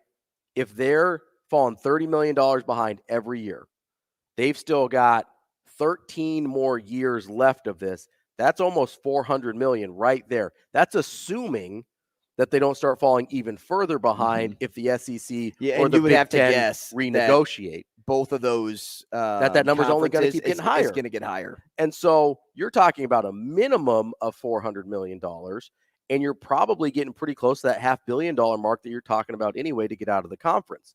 And also, if you go through court, you also have to win. You do have to win. That's the big thing to think about here. Or you have to settle. So there's two options here. Either they have a real case against the ACC, or the ACC has bungled this so badly that there's embarrassing enough details that they don't want it to get out, and they settle on like $100 million or whatever to get out of. Because I think Florida State would pay $100 million to get out of the ACC tomorrow, because they'd make that up in 3 years. Like, you get that back in 3 years if you move to a conference that has the big time. A little more difficult to TV pay rights 560. deals. 560, 572 is what Pete Thamel's reporting.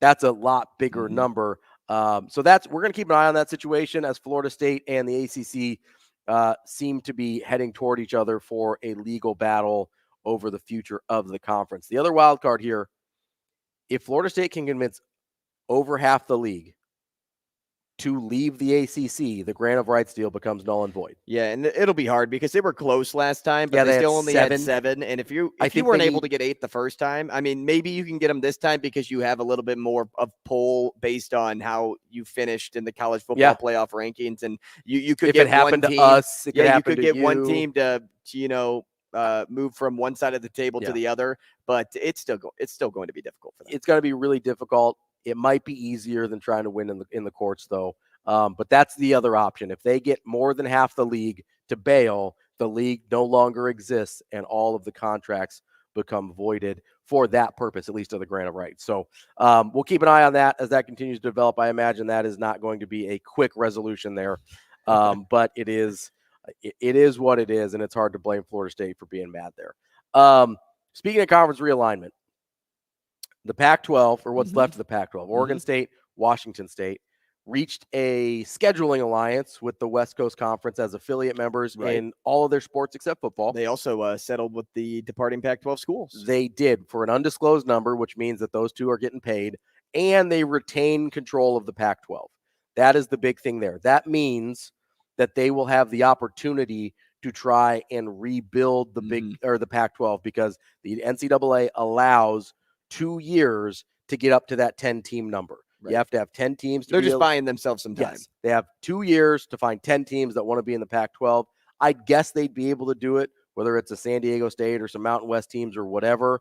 It may not be a good Pac-12, but I think there will be a Pac-12 moving forward. I'll be curious to see what it actually looks like and what it shakes out to be. Honestly, I think it's mostly just going to be the Mountain West, and they're going to rename it the Pac-12 because the Pac-12 has like a prestige of being I think one of the oldest. It might be the oldest. I think it's just younger than the Big Ten, actually, in terms of the oldest conferences in the country. So ton of prestige, a ton of history there. I think it's basically going to be Mountain West version 2.0, but that was a big time landmark for them as well. How about the Dodgers spending over $1 billion on 2 players? Yamamoto is now a Dodger for 12 years, $325 million. He is the pitcher out of Japan. People are obsessed with this dude. And he's a beast. Like, if you look at what he brings to the table, he's not a big guy. No. He's only like 5'10", but he throws 99. He's got some nasty stuff. He's got a nice split finger as well. He's going to be a good player, but spending over $1 billion, and I know some of that money was deferred with Ohtani initially, but you're still going to have to pay the man. That check's coming Spending due. $1 billion on 2 players is just nonsensical to me. It really is, and we saw with the Angels, takes more than a couple guys to be good. Now the Dodgers have quite a bit they're adding them to already, but that's a boatload of money. I will say his delivery reminds me a little bit of Daisuke Matsuzaka, which should freak you out a little bit. He's at least quick it does too, me. and he moves like a high school pitcher, but when he releases that ball, it comes out of his hand fast. It explodes out of his hand. Florida State could use some of that money. That is the Warhorse Sportsbook Sports Cleanup. Coming up next, we've got Matt Vrzal on Hurrdat Sports Radio.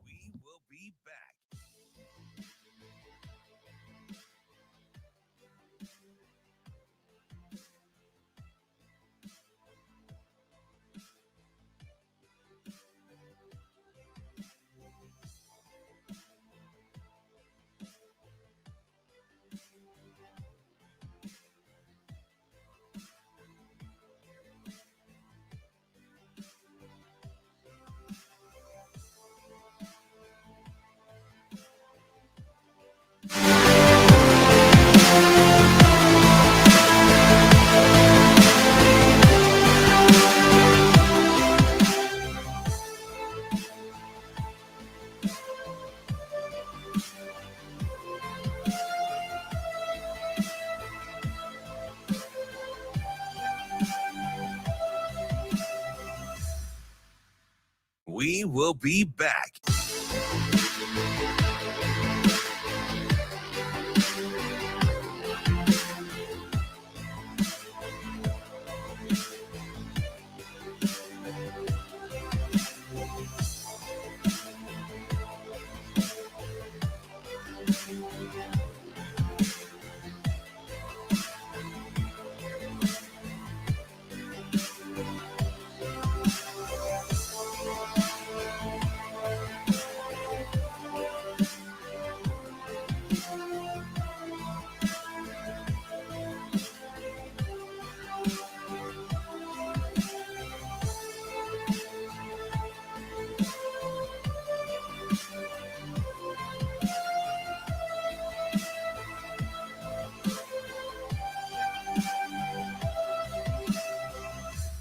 We will be back.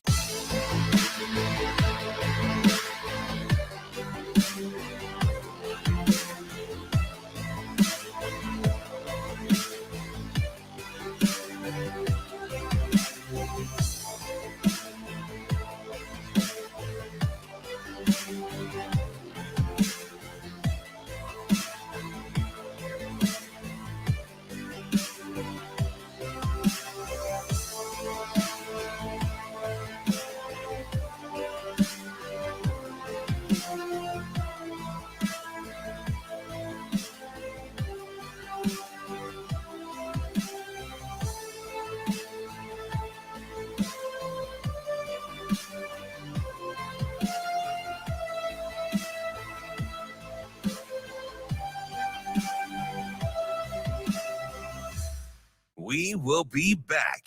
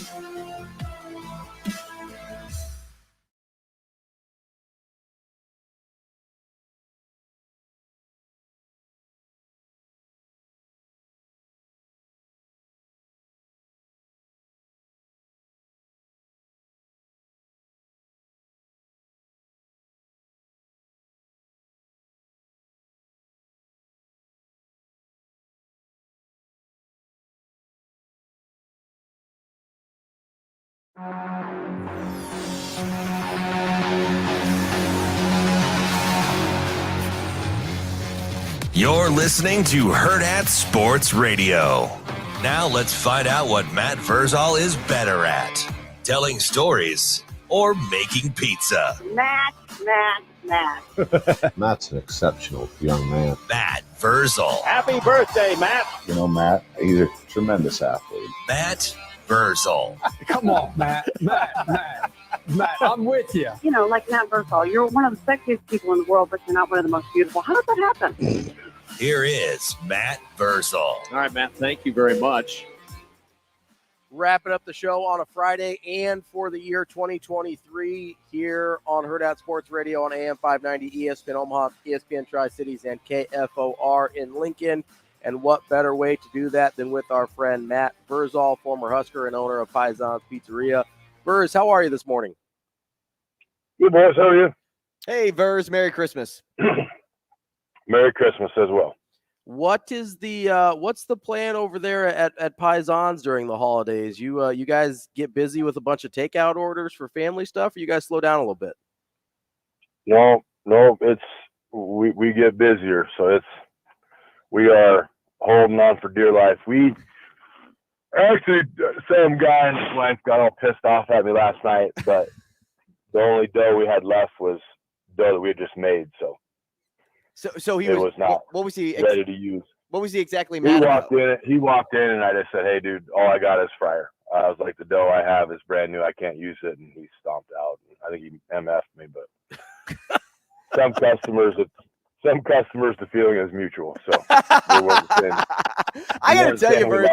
I lost sleep over it. I don't know if I would ever have the Stones to MFU. Like, just saying. It was his wife. His wife said it. Oh, wow. Okay. She's a peach. Let me tell you. Well, yeah, good problem to have. We did the best we could. And we sold out of dough. So I mean, there's nothing he could. I told him, I was like, you can call me whatever you want, be as mad as you want. It's like I can get you fryer items. So, but no, we're hunkered down for today. We got a bunch. So it'll be busy. It's kind of fun. Kids that I've coached over the years, some of them from other schools now that live in Omaha. I saw the guy last night that made the critical mistake of hiring Ryan Terwilliger at Malcolm High School when he was 24, and then Ryan Terwilliger making even worse judgment hiring me at age 23. And so Mr. Tarr and his son Jack, like coach, his beautiful wife, and her mother were in last night, so I got to visit with them. But this is a fun time. We get to see the kids that's cool. You've coached and they moved on and have kids, and we're 10 years into Paisan, so we've got a good customer base, and we had some kids that went down to graduate school in New Mexico. They were in the other day, so it's been fun. Verse, speaking of being a kid again, this could be a dumb question because maybe I'm just completely off, like just out of the know, but a signing day question for you. Okay. Back when you committed to be a Husker, what were signing days like back then? Were they as highly attended and extravagant as they are now? They didn't even exist. All right. You probably weren't even born. Well, you signed what, in 92? Yeah. Yeah. No. You called them. They talked to us. Well, now, when you actually signed the paper, they just faxed it in. It wasn't the hoopla and the hat dance and all that stuff. We stood on business back then. When do you remember when that changed? Like when it started to be a deal? Was it when they because I can't really, it's always sort of been like that since I followed it. Was that like part of the recruiting site era deal? I think it's more where you lived.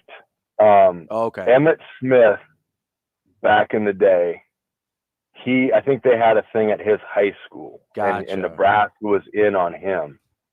He showed up in a pair of red overalls. Mm. And so everybody was all jazzed up, and then he kind of middle fingered us and signed with Florida. So I would say, let's just blame Emmitt Smith. I'm totally okay with that. I think Nebraska probably would have been a better choice there for Emmitt, but that's okay. Verz, as you kind of look at the way the first two recruiting classes for Coach Rule have been, he signed 11 offensive linemen in the first 2 years. In your mind, how long? I know there's some guys you already like already, Justin Evans Jenkins from a couple classes ago, Sam Sledge from last year's class. How long in your mind do you think it typically takes for these types of groups to start to be able to develop physically enough and mentally enough to be able to contribute on the field? I think I not dodging anything or being a vanilla answer, but depends on the development of the kid. Sure. Some kids are just more advanced. Yeah. Okay. They've had a different strength program at their high school. They've had different coaching. They're just ahead. So I think what Nebraska staff, and they have recruited a bunch of offensive linemen, which is great, but their roster and the setup of their roster dictated that. Mm-hmm. So they've now assessed that, which I'm really impressed with. Like they assess need and thus far assess talent really, really well. Like I like how they do. I like how they kind of formulate that out. The piece that, in a range nowadays where you'd like to see the kid play would be year 2 in the program. Now, that doesn't necessarily have to be a starter, but he's got to be somebody that's in a rotation. He's got to be somebody that, if he does start, great. But, their second year in the program, which is a quick timeline. It used to be 3, if not 4 years in the program, you'd see him because now you're fully developed. That time frame has changed quite a bit in college football, so it's a little quicker. the learning curve has to be faster, and the strength and conditioning has to really be on par. You said you've been really impressed with this staff and how they've evaluated talent and assessed need. Where are from the linemen that they've recruited, what do you think the profile is? Because they talk about physical profile a lot, especially with the kind of the skill position guys with like height, weight, explosiveness, whatever. What do you think the profile it is that they're recruiting to at the offensive line spot? I would say you're in that 6'2" to 6'6" range. And you can go taller than that. I'm sure some of the guys, somebody will tweet me that they were taller than that in this class. That's fine. I don't trust roster height. So I was 5'11" on the roster verse. So yeah, that you shouldn't trust it. the part of it that I probably, you can notice is a leaner athlete, meaning that they have an athletic build. Like in the videos, people will want to watch the football video, and they're very, very important. But if you can get them where they're just in motion, okay, there's things to be said about an athletic gait, like the way people walk. Sure. Now, I'm not talking like slew-footed Jay Foreman, but like a real, like you kind of hit the outside ball of your foot. Yeah. And you just kind of see that. And the fact that some of these guys are playing multiple sports, they're wrestlers, they're basketball players, they're doing these things. In today's world, a lineman that can do that, you're different. You're more athletic than most. So that athletic 6'2" to 6'7", 6'8", 6'6" range, and you're 260, you're not coming in at that 305 plus, and they're going to cut you down and then build you back up. They want a frame they can build on. I think that's what they target pretty well. There are outliers though, because Evans Jenkins does not fit that mold. Sure. But Evan Jenkins got some sweet feet, baby, and he got humbled. He got humbled by the end, and he did, and he got whooped. But the thing of football, if you find a lineman, offensively or defensively, that is undefeated, that guy's probably in the Hall of Fame. Sure. Like everybody gets got. Verz, in the spirit of the holidays, what's on your Husker football wish list right now? What's either the number one thing or some of the things you'd like to see done from this Husker staff the rest of the offseason? I think I think that the off-season piece of it, it's probably good to get out and give the kids a chance to reboot. Now, if you give them an opportunity, say, hey, you can go home over this break, or we're going to have these guys doing this. A good gauge of where you're at is how many guys just stay around. Like, no, I'm going to stay. I'm going to go home for Christmas, and I'll be back on the 27th. Those guys that want to be around and continue to put in work, there's an infinite piece of things that you can always work on. So what is your receiver group doing, right? That's probably the one that needs to move the most.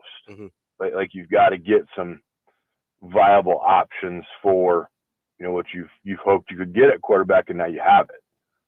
So what does that room look like? Are your running backs, working on ball security 24/7? If they fumbled or if they haven't fumbled? Do your defensive linemen, are you putting size on some of those other guys so Robinson and Huntmacher aren't two of the most in shape 315+ pound guys in the world? So that's kind of where I would be looking at. Matt Vrzal, former Husker, owner of Pison's Pizzeria. Verz, we appreciate your time, as always, that you give to us every week. We know you're crazy busy. We'll be off next week, so I just want to say Merry Christmas, Happy Holidays. Hope you have a good New Year, and keep your head above water there with all those pizza orders. Oh, yeah. We'll get her handled. It'll be stressful for a little bit. But, yeah, have a Merry Christmas, fellas. You as well, man. That is Matt Vrzal on the Warhorse Sportsbook Hotline. As we wrap up for the year, just want to say thank you to all of our listeners for all the support this year. Hope you have a Merry Christmas, Happy Holidays. Andrew, enjoy your time at home. Hey, you enjoy your time here in Omaha with your friends. I will be here in Omaha, because that's my home. Enjoy your time back in St. Louis. Everybody have a Merry Christmas, Happy Holidays. Shano, thank you for all you do. This has been Hurrdat Sports Radio for 2023. We'll see you on January 2nd.